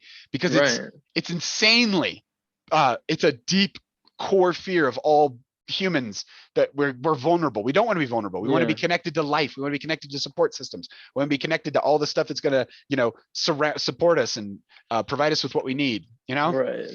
Right. That's like a fascinate, like this fear is also a fascination of mine as well. And that's like, yeah. But I'm starting to like break down a lot of walls that I would normally have. dude, I think, like, I think when you start pressing that forward, when you start hanging out with the wild energy, right? With the Iron John, when you start hanging out with it, that wild energy breaks that stuff. It breaks out those, it breaks out of those bars. I feel that. I feel that personally in my personal life, but then I'm projecting forward as well. And that's the unknown is probably the fear. I love it. I love it so much. You're not alone. We're in it together, and we're in it to fucking win it. So, okay, touch this. Einhans. Der Einhans. So this Iron John dude, right? It's all about wounds, dude. So the prince, like exactly like what you're saying, our fears usually come from our wounds, our places where we aren't supported or we're not being developed, right? We were kind of abandoned or looked over or neglected or intentionally wounded, even abused, hit, this kind of stuff, right? This can all happen in our, and we put it into our subconscious. Many times we don't, that's not the thing you want to be thinking about most of the time. No. And so it gets repressed. No. We're only looking at like the representations of that. On the archetypes, or something like that. This Der Einhans is all about honoring where the pain is. So the prince has to get the key, right? Right. I can't remember at what point it happens, but when he's interacting with the cage and either trying to get it open, he loses his ball in the cage. He loses his ball in the cage. It's like his toy. His sense of self, right? The golden ball at the heart of his being. It's like a spherical mandala metaphor, right? Also, this kind of shit, anytime we're doing this kind of shit, this is the center point in the mandala. Anytime you see something like that, like a triplicate come out like that, like it's almost like you were watching Archetypes come out when you were like 3-phase, right? That's the heart of good art, right? You could capture that image and it could form the basis of a storyline in a play or a story that you wrote, or if you had a lot of different applications to the essentially geometry that you've seen. Bang. And the geometry is a way to get back into it. Like you can go from the geometry level in. You can start with geometry and get back to the heart of things. Like, and it's like a nice set, dude. That is the universe as it was conceived by Kepler. Did you buy that in pieces or was it made? This is a kit that I bought, but is it like a normal kit that you did your own thing, or was it like a kit to make that shape? It was a kit to make this shape particularly. It was this shape in particular, and it was in the same era of time that I was really playing around with the basics, the Platonic solid basics. So I need to play around with these things. You totally do. Well, I have on a surface level. We talked about that earlier when you were showing me some of those models and how learning happens. But they're the Platonic solids, so they're idealized shapes. When you're contemplating God, or essentially the source of all things, you're standing there at that door. What comes out is primary. It's highest principle, highest ideal, highest shape. The primacy of number we were talking about before, like 1 is an archetype, 2 is an archetype, 3 is an archetype, 4 is an archetype, all through it. And at least till 10, if not 12, 20, whatever the fuck. It's like whatever. All a bunch of them. Even like 69 is an archetype, okay? But 69, dude. No, yeah. the human mind and imagination has colonized those archetypes over Exactly. many We're just generations. colonizing the numbers that represent like repeating integers of some sort. Okay. I've been playing around with this meditation that I did a lot in my 20s. I thought a lot about the light body and the Merkabah, and that shit is all about spinning geometry. It's all about rotating fields and using your conscious intention to rotate what's natural, to manipulate what's naturally there. And it's kind of imagination, in that there's got to be some kind of way that you can get your handle on the grab a hold of the handle of these imaginary kind of things. You have to see it in real life, at least in some way that you can apply it to virtually do the mechanics in your head. Bang bang, and you have to feel, because that's what I have. I hung out with this chemistry lab TA, baby. dude, that I love that you've got like your degree in chemistry, right? I have a minor in chemistry. I love it. I love that you studied chemistry. I did pre-med in college, so I have a minor in chemistry. Very cool. And I was a lab TA, which I did good in organic chem. I did okay in chem. Nice. But organic, with all the visualization. Yes. Rocked that shit. That's so cool. That's so cool. The book that we should dive into, if we ever get into the chakra systems, is called Thanks to an awesome teacher, by the way. That's the kicker. Awesome chemistry teacher in college. Is what you're saying. Chemistry teacher in college. That is it. I love it so much. Dr. Barnhurst. Bond means good. What's Hurst? Barnhurst. I have no idea. Barnhurst. There's a lot of our English comes from Old French. Like bon is good in French. Barnhurst. It's like it's like an anglicized version of it. Yeah. Good teachers, man. They make the difference. They totally make the difference. Okay, so we got on this particular thread talking about sexuality, and we were particularly talking about ladies' sexuality. And I just wanted to say that I saw one of the most the dynamic, tragic examples. Wow.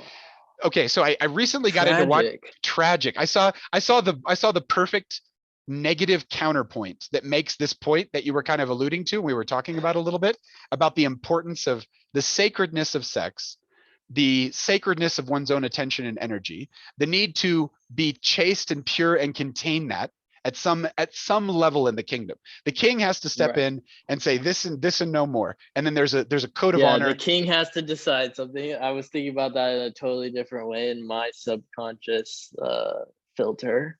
Love it. And then I was like checking back in with Rev on my TiVo, and it was like, oh yeah, same thing.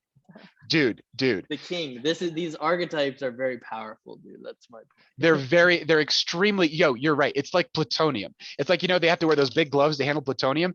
These stories are so powerful because they have welded together symbols from our world we can understand with eternal truth. They've welded those things together. And so the burn you feel is that truth inside of it, that you hold the form, you hold the story in your heart or your mind, you can contemplate it, you put yourself into the story. And it's that stored radioactive power of the contact with the truth, the God self, whatever it is. It's like some resonance. Yes. That just like a harmonic or something, that when you're in the right geometry of that chord, yes, or whatever, however the fuck you make a harmonic, you make 100%. You resonate something and something else starts resonating. The system. Yeah, that's it. You're operating in 100%. Right. A lot of times when I was playing around with these with the oh, that's kind of a cool effect. It's like I got space inside there. You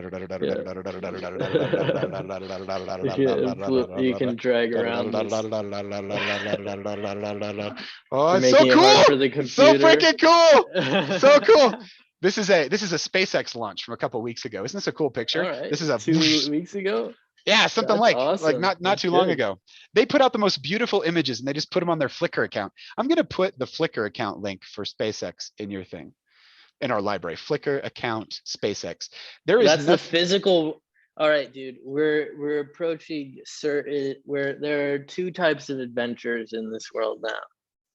We have physical world adventures where we're trying to like beat mass and get away from it and create more space between all of our mass. And then there's the exploration of getting closer to it somehow and like going into it. Into it. Yeah. And we do that with our ability to communicate way better. Yeah. And that's the field we're exploring. And Elon's going out with his rockets. Did you ever see 2001 A Space Odyssey? No. Dude, 2010 A Space Odyssey, 2001 A Space 2001 A Space Odyssey. It is a myth about leaving the solar system. It's a myth about going, no, it's actually a myth about going just beyond the planetary. Interstellar is a movie about science that you would fucking love. It's a myth about leaving the dimension. And Dune is, I cannot wait for fucking Dune to come out on October 1st, this new Dune by the same director who made Arrival, because he's so good. Arrival is such a good, rich, awesome sci-fi conversations. You've seen this one? No. Holy Yeah, fuck. you're talking. I'm telling you, dude, I'm uncultured. You're not uncultured. You're from another part of the universe. uncultured. You're from another part of the universe. And I can't wait to tell you about these parts of the universe I You're found. right. We're just we have different bubbles, and I say I'm uncultured to be able to relate easier with more people. That makes it, I love that vibe. Like, don't get so stuck in your specialness that you're not willing to just like see yourself in other people kind of thing. Yeah, see yourself as the fact that you actually know nothing. Yeah, you actually even know though nothing. you filled up every moment of your life learning something. Yeah. But still, that's your culture, but everyone's culture is different. As and energy, that's why I'm a culture engineer, baby. Culture engineer, culture engineer. I came up with a cool name for the trade that I practice. I'm an electron hustler. I hustle electrons. An electron hustler. I hustle electrons around. So in basic pranayama, the way that the Hindus describe it, where energy moves through a central channel, and they also have this concept of orbits, there being these like little cycles that go. But the central channel, I learned for many years from a guy named a guy who focused on the Merkabah and on sacred geometry in the body, and he essentially taught me of this tube that essentially extends much further and lower. And if you can imagine a human would be like a little tiny white ball like this light body, or this field around the body, there's a little tiny white ball in the corner, the center of that thing. It's like this whole thing kind of moves around it. So it's a natural thing that starts happening when the energy starts flowing. At some point, this higher level of the being, it's like your gets life center force. mass. Yeah, that's it. Center mass in physics. The best way to drive the light body is from the source out. That's after literally multiple decades of studying it. That's what I came to. My conclusion is that the manipulation of that field is so powerful and is so it's kind of where the cities come from in a certain way, that the powers that the Hindus talk about. And so anyway, you got to not get caught in what that actually does for you in your life. You have to drive it with pure love from the core all the time. Otherwise, that power will totally destroy you. Yeah. Well, you'll just be ricocheting off everyone else's energy, and you'll never find any direction. You'll never find the sweet still core, the center of the mandala that never actually moves. That's where the king lives. So the king archetype lives at the heart of the mandala. Oh, you have a nice one, very detailed. That is a piece of art from Alex Gray. That is kind of the afterlife kind of image that he makes. There's all these little eyeballs around the edges, and then there's but anyway, all the eyes. So the center of the mandala is the king. That's where the king lives and breathes. That's the throne.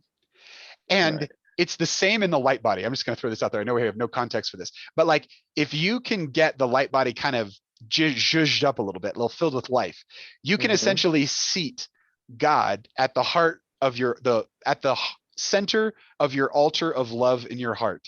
And you can essentially drive the whole creation from right inside of there. I'll tell you Huh. I'll tell you a crazy fucking story that's only going to make sense to you as a crazy fucking story. Don't think this is fact. Okay. I went to India for 2 weeks in 2016, late 2016, and I went to all these Hindu temples and I prayed very intensely for about 2 weeks, and meditation and prayer. It was really beautiful, and I amped up my whole physical being. I get on the airplane and I fly back from India to Germany, and then from Germany back over. And as I'm Right. flying back over, I'm over the Atlantic Ocean, and the only way I can describe it is that I popped. I the amount of energy and light and love and just connectedness that I felt in my being completely exceeded what I was able to control. And I found myself in Hinduism, there's this image of Brahma or God as a slumbering being, a being that is asleep. And you can wake him up for a little bit and he'll do something for you, and then he'll go back to sleep. I feel like I woke up my Brahma, and my big self, it was like I opened my eyes and I realized, oh, I am so the amount of power that I had over so many things was just, it was truly terrifying to me that Mm. some idiot would put this jackass in charge of all of this. I was like, no fucking way, dude. Like, Were and you around a lot of other people in India when all the you were, time. Yeah. so like comparable to the number of people on your flight as you were on this little plain island over the middle of the ocean, were able to like, when people fly, they get kind of excited about that shit. Dude, Where I could was have I been was tapping into that. I was freed from the electromagnetic fields of the land, and we were just in this steel bird over the ocean, right? And I think that helped me to sort of let go a little bit, to kind of wake this up. I saw other people around me. You ever see those Jimi Hendrix album covers where there's some guy staring at you in his third eye? It's Jimi Hendrix, and there's all these faces going back from the sides. You ever Okay. this is a classic kind of Hindu kind of image of All right. what I would see is every person I would speak to in this state. I didn't know their names. I was by myself on this flight, but I would see their body here. And then I would see these other beings here that were them, and then more, and then more, and then more, and then more, and then more. And I just saw it go off into absolute infinity. But here was the thing. I could talk to this person in their body, but the other people also could notice me. So I could start talking to these other levels of this person in front of this person. And it just, the empathy of the whole thing hit me. And I was like, there is no fucking way that I should be in charge of this much control of another person. So I prayed very intensely, and I'm not even joking about this. It took me 7 months of kind of focus and prayer to kind of put the genie back in the bottle, but it did go back in the bottle. And what I realized when I finally got myself together was that I didn't trust that I wasn't coming from, that I might not be coming from pure love. And that only pure love can make the decisions and have the wisdom necessary to command that power in this world. And it should not be otherwise. And this was just like a commandment from my soul or something like this. So anyway, so I got on a program, and Interesting. Yeah. I learned about love, and I learned about how to maintain love, and when I'm in these sort of higher states, I learned how to drive it from love. And that way it allowed me to more gracefully open to these kind of big self kind of states, and be able to come back with useful information, because the only thing that really can translate through all of those different dimensions is love, really. Like the wisdom that there's, the reason to come back in the first place is to express it through human connection and love. And that was the two movies that we were that Altered States and Brainstorm. Both of those movies are about God, they're about psychedelics, they're about consciousness expansion, and they're about, at the end of the day, it is only human connection that brings us through. Yeah, I haven't watched those yet, but we'll Dude, do. they are in there. Okay. Yes, sir. Tell me about what I've got so many more things I want to talk about. What do you want to talk about? What I want to talk about? Yeah. Damn. I don't know. I've just been processing that last bit. I had already lost something I wanted to say, but it's gone. So I hear you, brother. I'm looking at 1, 2, 3, 4, 5. I'm looking at 9 pieces of paper in front of me with all the ideas that come from this conversation. yes.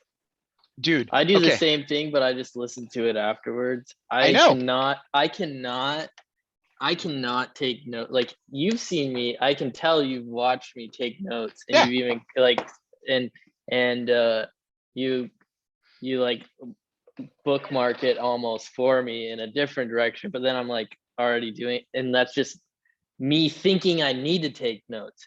I have to Take get notes, brother. rid of the, I need to take notes when I'm by myself, but when I'm with other people, like, yeah, obviously you need to write down your appointments and stuff. But when I'm like engaged, Yes. I cannot write and be engaged with other people at the same time. I have ideas that are so fucking strong that all I want to do is shout them, and that's completely inappropriate in a conversation. So I take it down a note and I try to like work it back in. Right. But it's only with really good conversations that I have to do this, where the energy is like really high. We could circle back. You like it when we bring back the loops. There's a couple of loops from our conversation. Yes, So the loops. the big fucking psyop from 2010 with Occupy Wall Street was that humans naturally got together and we're like, who the fuck's running our money and our banks and all this shit? And so the 99% were in the street with the 1%. And then this whole concept of don't fight us, the 1%, that's not where your problems are. Your problems are with your neighbor. So attack and fight your neighbor. That's been the last 10 years. And the internet lets you organically organize. So Twitter was just out there in 2010, and somebody figured out that if you put a hashtag and then a string of characters, you could search for that. So that's where the Arab Spring came from. There was unrest in the Middle East, and Twitter, unregulated Twitter, as shitty and crazy and bad as it was at that time, someone put hashtag something, and then other people could search hashtag something, and then they could add a dash and put other stuff. So what did it give them? It gave them an organic organization tool that liberated a dissatisfaction with the political system, and that caused them to rise up and get rid of Mubarak and everyone else. And that is what they want to keep us from with all this internet control and internet censorship and cultural censorship. If we could self-organize, we would tear this shit down. We would tear this shit down. That's the purity of the tool, and they've made it complex. So, well, they've decided you're no longer searching a database. You're searching. What are you searching? You're searching the algorithm and what it thinks you want. You're searching, but it's not a raw search. If you go to DuckDuckGo, put a search into Google, put a search into DuckDuckGo, you see a refined algorithm. No, I use DuckDuckGo all the time over Google because you get completely different results, and most of them are something that would have been paid for. Yeah, and it's all slanted in that direction, and there are purists inside Google that want the pure search back. I have an article that I'm going to put into the library about pure search and this guy who splintered off from Google. It would be a cool one to read about, what a pure search would look like with the power of a good AI behind it, because DuckDuckGo is just like reading the text file of the universe, it's like, what the fuck? It's like you get the truth if Google masked it, but like 99% of the time, Google's still the better one because it actually finds the unique chunks, but not for political shit and not for social shit. Because there's manipulation involved. Those things are already gamed. They're gamed. Yeah, they're controlled. It'd be too dangerous of you guys to come to the conclusions that we might think you come to. Oh, you mean it'd be too dangerous if I think and you're just going to be the one with the information that gets to think? Right. What are we talking about, motherfuckers? What are we talking? You're taking the playing field away. Yeah, you want to keep all the cards. You only get to fight on my turf. That's capture. Regular market capture, and that's why regulation is important in a free market. Dude, that movie Laundromat, I can't wait till we get into that one. That one, I rewatched half of that the other day, and it is that movie, The Corporation, I was telling you about, where it like gets into the nitty gritty of international crazy corporation shit. The Laundromat is amazing. Glenn Close is in it, and Antonio Banderas is in it, and who's the guy from The Fifth Element? Who's the evil guy? Gary Oldman. Yeah, that's him. This is my wife's function. She's always the one that remembers the names of humans. I don't usually do this. Dates. Yeah, that's what she does. That's perfect. I need that too. I didn't get to my sad counterexample of the sexuality. So I'll just tell you. Bum, bum, bum, bum, bum, bum, bum. So I started watching Kill Tony. I never really got into it, but I started watching it a couple Kill weeks ago. Tony's good. They Yeah. have, when they're down in Austin, they have this girl, I forget her name, but she works at one of the stripper. she works at one of the strip clubs What's there. her name? Yeah, I don't remember her name either. And is it her real name? I or know is it she has is it her stage name? She has a horrible handle on social media that Tony fucks up he fucked it up for a long time. Yeah. And he now has it right, but it's complex. That's all I remember. Dude, in one of her just like in the moment asides when she's changing out the microphones and stuff, she says, someone asks her about sex and she goes, sex is completely boring to me. I hate sex. Yeah. I hate sex. She goes, I just lie there like a dead body. That's how I enjoy it. I'm like, oh God. So yeah, oh God. So we're gonna say that this woman's profession doesn't affect her in any negative ways, except she can't enjoy acknowledge it. The primary source of life inside of her body, and pleasure has turned into pain for her because of the commercialization. I don't remember. I don't know whether we saw the same thing or not, but I have heard that from her somehow. So anyone that tells you that sexuality is not powerful and a fire and is a tech that has to be directed is fucking lying to you. And they're probably going to show you the toothpaste soon. Yeah, I definitely can't think. That's something that's intrinsic somehow. Show me the avoidance happening there.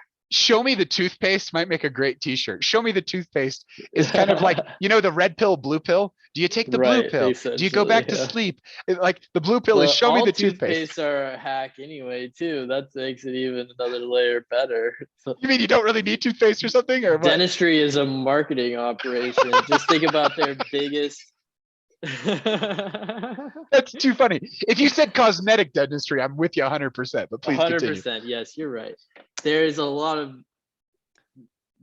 dentists help a lot of people with real pain in their lives for sure, but they're always here's the deal, like you can cut the crap, they're always way too jumpy to like want to fix your cavities rather than tell you, if you choose xylitol gum for a year, maybe your cavity will go away. No, they're gonna fucking grind your tooth out for $500 and fill it with something else because it makes them $500. But maybe you could choose some xylitol gum and it'd be fine.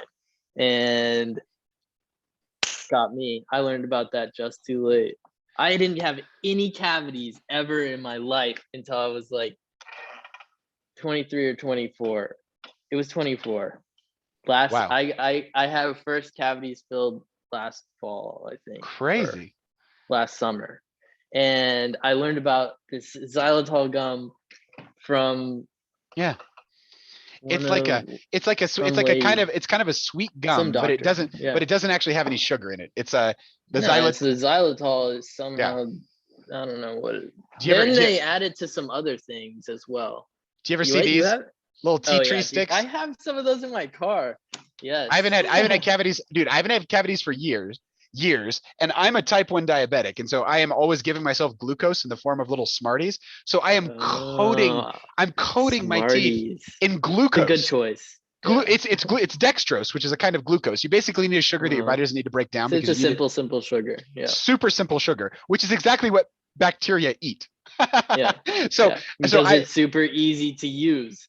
That's it. That's what you want. You want super easy when you want super easy sugar. Super easy to break the bonds that are in sugars. That's it. To be able to use the energy that's trapped in those bonds.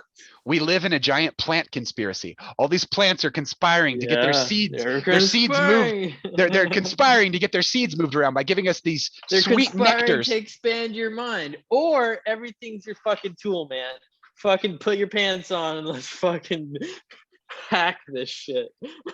Well, and if we can come from a connected place inside of us, we can probably use the tools correctly in a way that will be beneficial to us, not enslave us to our base desires. The collective tool inside us. Yeah. Who knows exactly what that is, but we can expand our ability to create more of a collective tool using the new tools that we have with the internet and our increased ability to create cohesive conversation with each other. Oh, I love it so much.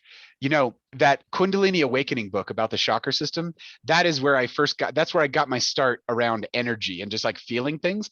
I have over the years have developed an energy sense from the inside out in terms of just how Yeah. things affect me and such like that.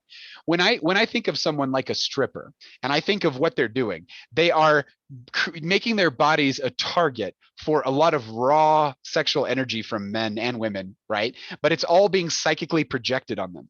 I call this the psychic email phenomena. You know, some people would tell you there's no energy and there's nothing, there's no influence or whatever. What causes a stripper to take off all their clothes and be like, I'm hot, I'm sexy, and then all that? What actually happens? Where now sex is bad Yeah, and how you do they can't. reach this flow Yeah, state in a place where that would make more people than not uncomfortable?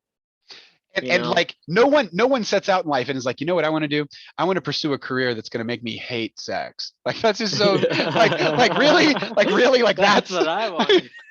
yeah. It's so what I'm saying is there is especially with sexual energy because it's so damn raw. It comes up in the body and then it gets directed through fantasy onto that soul, that energy body, that light body, that whatever, and then it takes on all that whatever that gunk is. So like a real ninja stripper might be able to like clear that out of herself or something, right? To like actually be like kind of holy and filled with something Right. good. But then you'd probably immediately be like, why am I stripping? Like You get rich too fast and get out of it. who knows? But like, yeah, the spiritual physics of that is pretty fascinating to me because I have Yeah, no, in there's definitely something going yeah on. projection of energy. Dude, that's a big into form. okay, Take raw energy takes on a form, a fantasy, and then it can be like broadcast, and then someone else can have it. Like when we publish these things, when we actually we haven't published any of these online yet. When we No, publish yeah. these things, you watch. The way that you feel about these conversations will change when other people enter into the consciousness with us. Yeah, that's what I was talking about as part of the fear. Yeah. Okay. So what do? This is dangerous, dude. It is, we are playing with fire with this thing. So by finding our true center and our true core and being a good king in our universe, you can make decisions. And then by entering your warrior archetype, you can actually enforce those decisions. So this is the toolkit. You know, your magician is the technologist, is the one that creates the weapons that the warrior uses. And the lover is like the poet. They're sitting there giving the philosophy behind the whole thing and like the reason why it's all connected and why you should actually care. Translating it somehow. Every man to meet the rules. Every soul has these 4 aspects at least inside of them, and they're all in positive expressions or negative expressions, but you don't get no expression. You don't get out of that. One of them. That's it.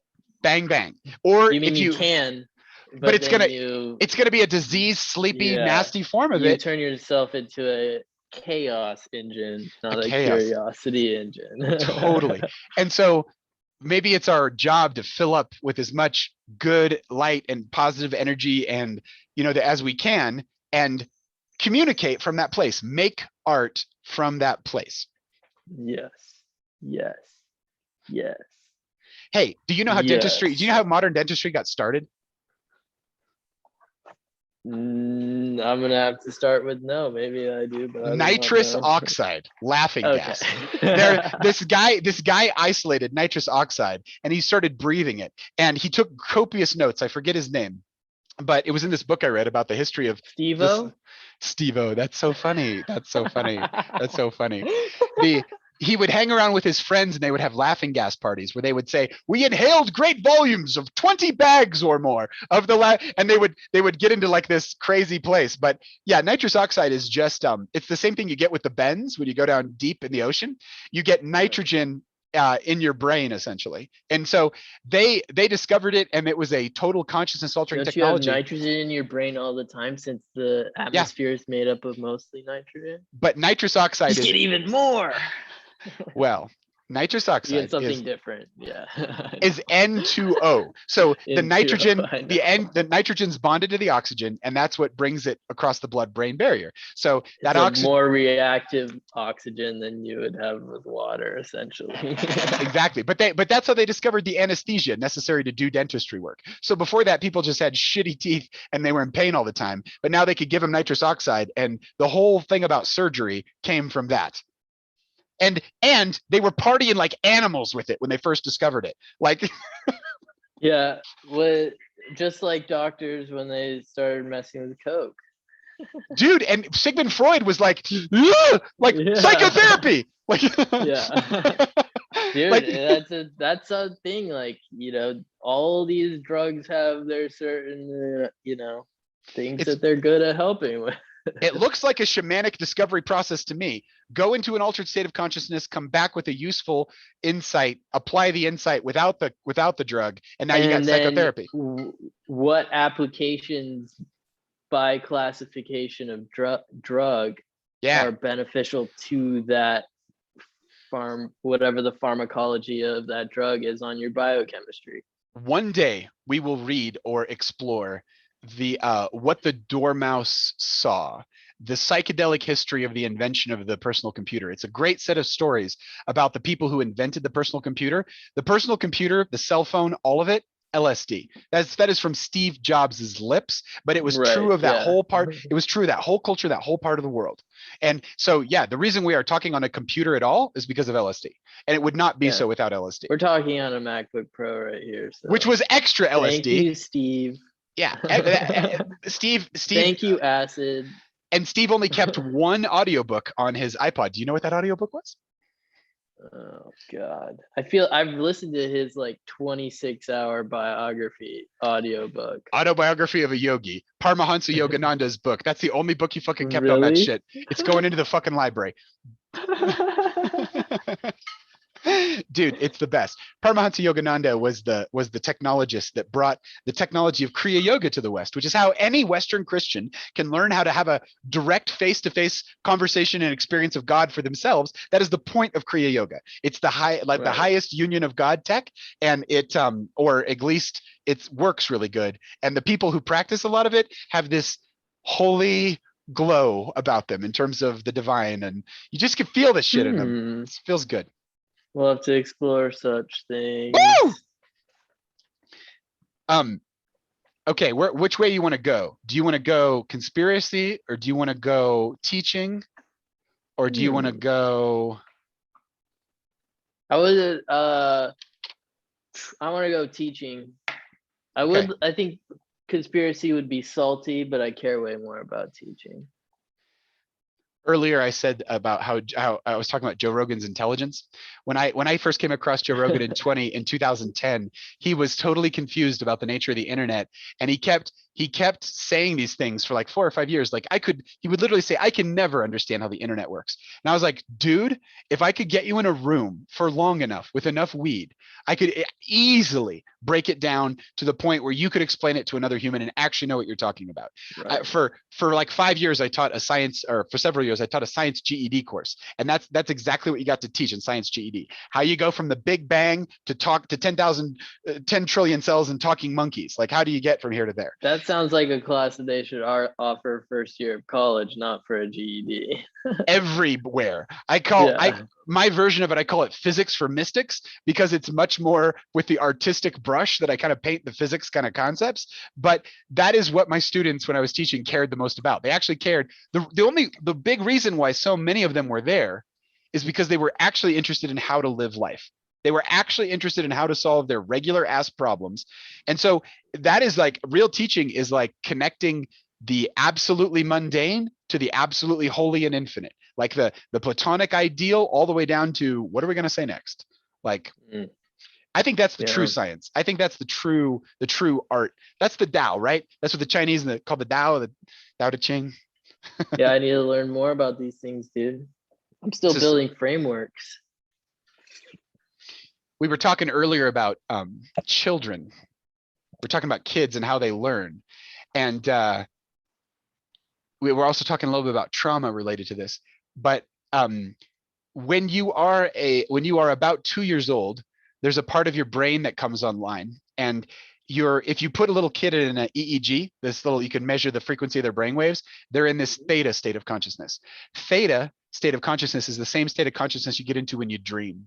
So nature puts you in a dream from like 2 right in there till right around like 5 or 6 when the like maybe even 8 when the prefrontal cortex comes on. There's this heavy dream time. That's why childhood feels so magical, is because you're dreaming. The dreams are mediated by DMT, and so, or at least that's the hormone that's present when you're dreaming, or at least part of it. And so anyway, the reason why life does this is because you need to download some information. You need to learn from your parents, and you need to learn from the people around you, whatever skill or trade they're doing, whatever they are enacting in the world. You need to catch up with them real quick. So nature gives you this few years where you're in a dream state and you have no defenses. You will literally drink in all the signals, all the information, all the culture. You will pull it into your scripting. When I say scripting, that's what I mean. Yeah. You're downloading a firmware from your environment. And so, in some countries, it's illegal to advertise to children. I remember when advertising to children really kicked in, because it happened in my lifetime. There wasn't really any of it when I was born in like 76. There wasn't really any of it. And I remember watching it happen and thinking like, Jesus Christ, like they're just selling corn pops to these kids. Like, what the fuck? Like it was kind of fun to have advertising pointed at you, but it was also like, you are installing a firmware in a human in that period of time. It's very difficult to undo, and if not impossible. And I think you need strong tools. It would impossible. Yeah. I would say impossible. I think it was like St. Augustine said, if you give me a child before the age of 8, I will give you a Catholic for life. And what he was saying is that if you instill these patterns in time and space before this age, you will have that software, that firmware in you for life. So it's the most sensitive time of a human's life, and it's a time that our culture just pisses on.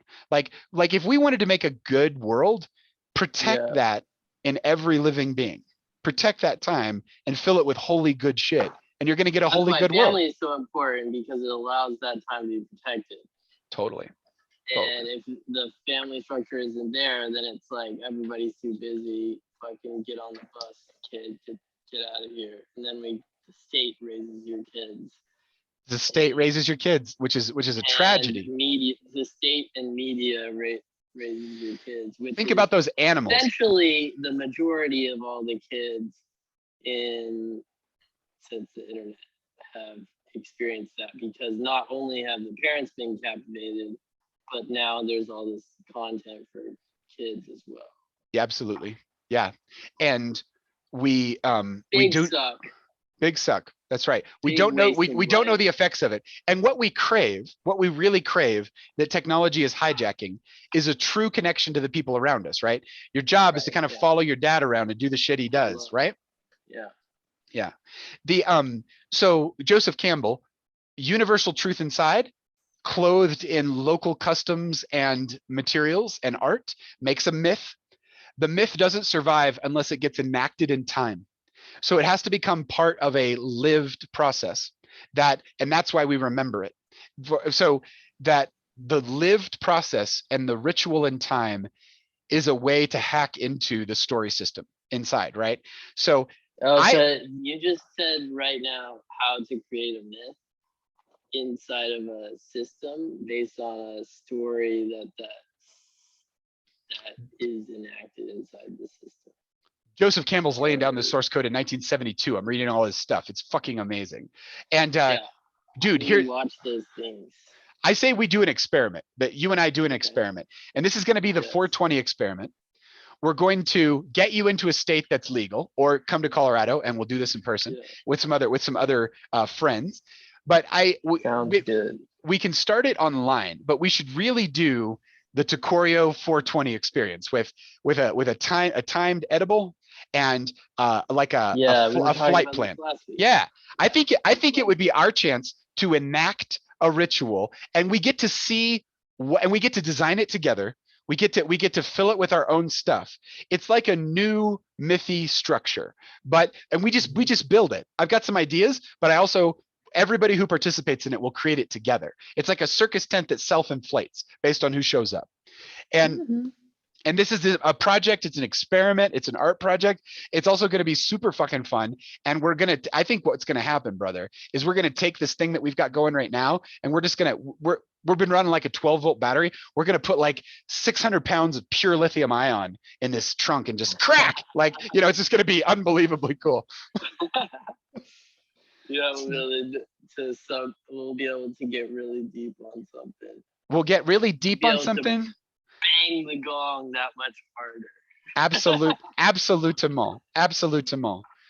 And oh God, I think that, I want that so much for myself, for you, for our world. I think it could be so freaking amazing and fun to do. So I'm excited for it, and this is the first time we talked about it. Well, we talked about it last week, but yeah, as far as like kind of putting into a timeline, I guess.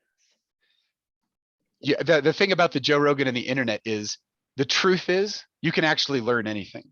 The truth is there is no limit to what your neurons can actually do. If a human can do it, you can do it. Like, sure, there's some kind of physics, and there's like certain, maybe you don't get as fast as the fastest runner in the world, but you can still run. You can still enter into the dimension. There are some physical, here's the deal. There are physical walls. Yeah. And there are probably mental walls. Okay. Wow. The bottom line is, we don't know. We haven't yet figured out where those walls are. Yeah. So until we do, actually, there are no fucking walls, because there's no point to think of the world as having walls. I love it. I love it so much. Dude, we're gonna break down a wall, I can tell, by contemplating this AlphaGo situation in terms of, because what's so neat about the story of how AI writes itself is that it is essentially, we have created a tool that is reaching into the ideal Platonic space in a certain way, and it's auto pulling back structure that works in this world. It's like we've created a little digital shaman that is going into another dimension, making a discovery and coming back. And we don't know how they made the discovery, but all we know is the discovery works, which to me smells a lot like technology. Technology is that story, writ large. So brother, we've got so much cool stuff to do. Anything else you want to talk about?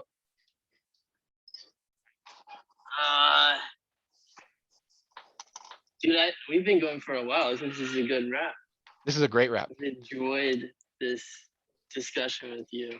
Can't wait to do it again. Fuel for another week, baby. God, it's just the velocity is getting amazing. All right. See you soon. Till next time.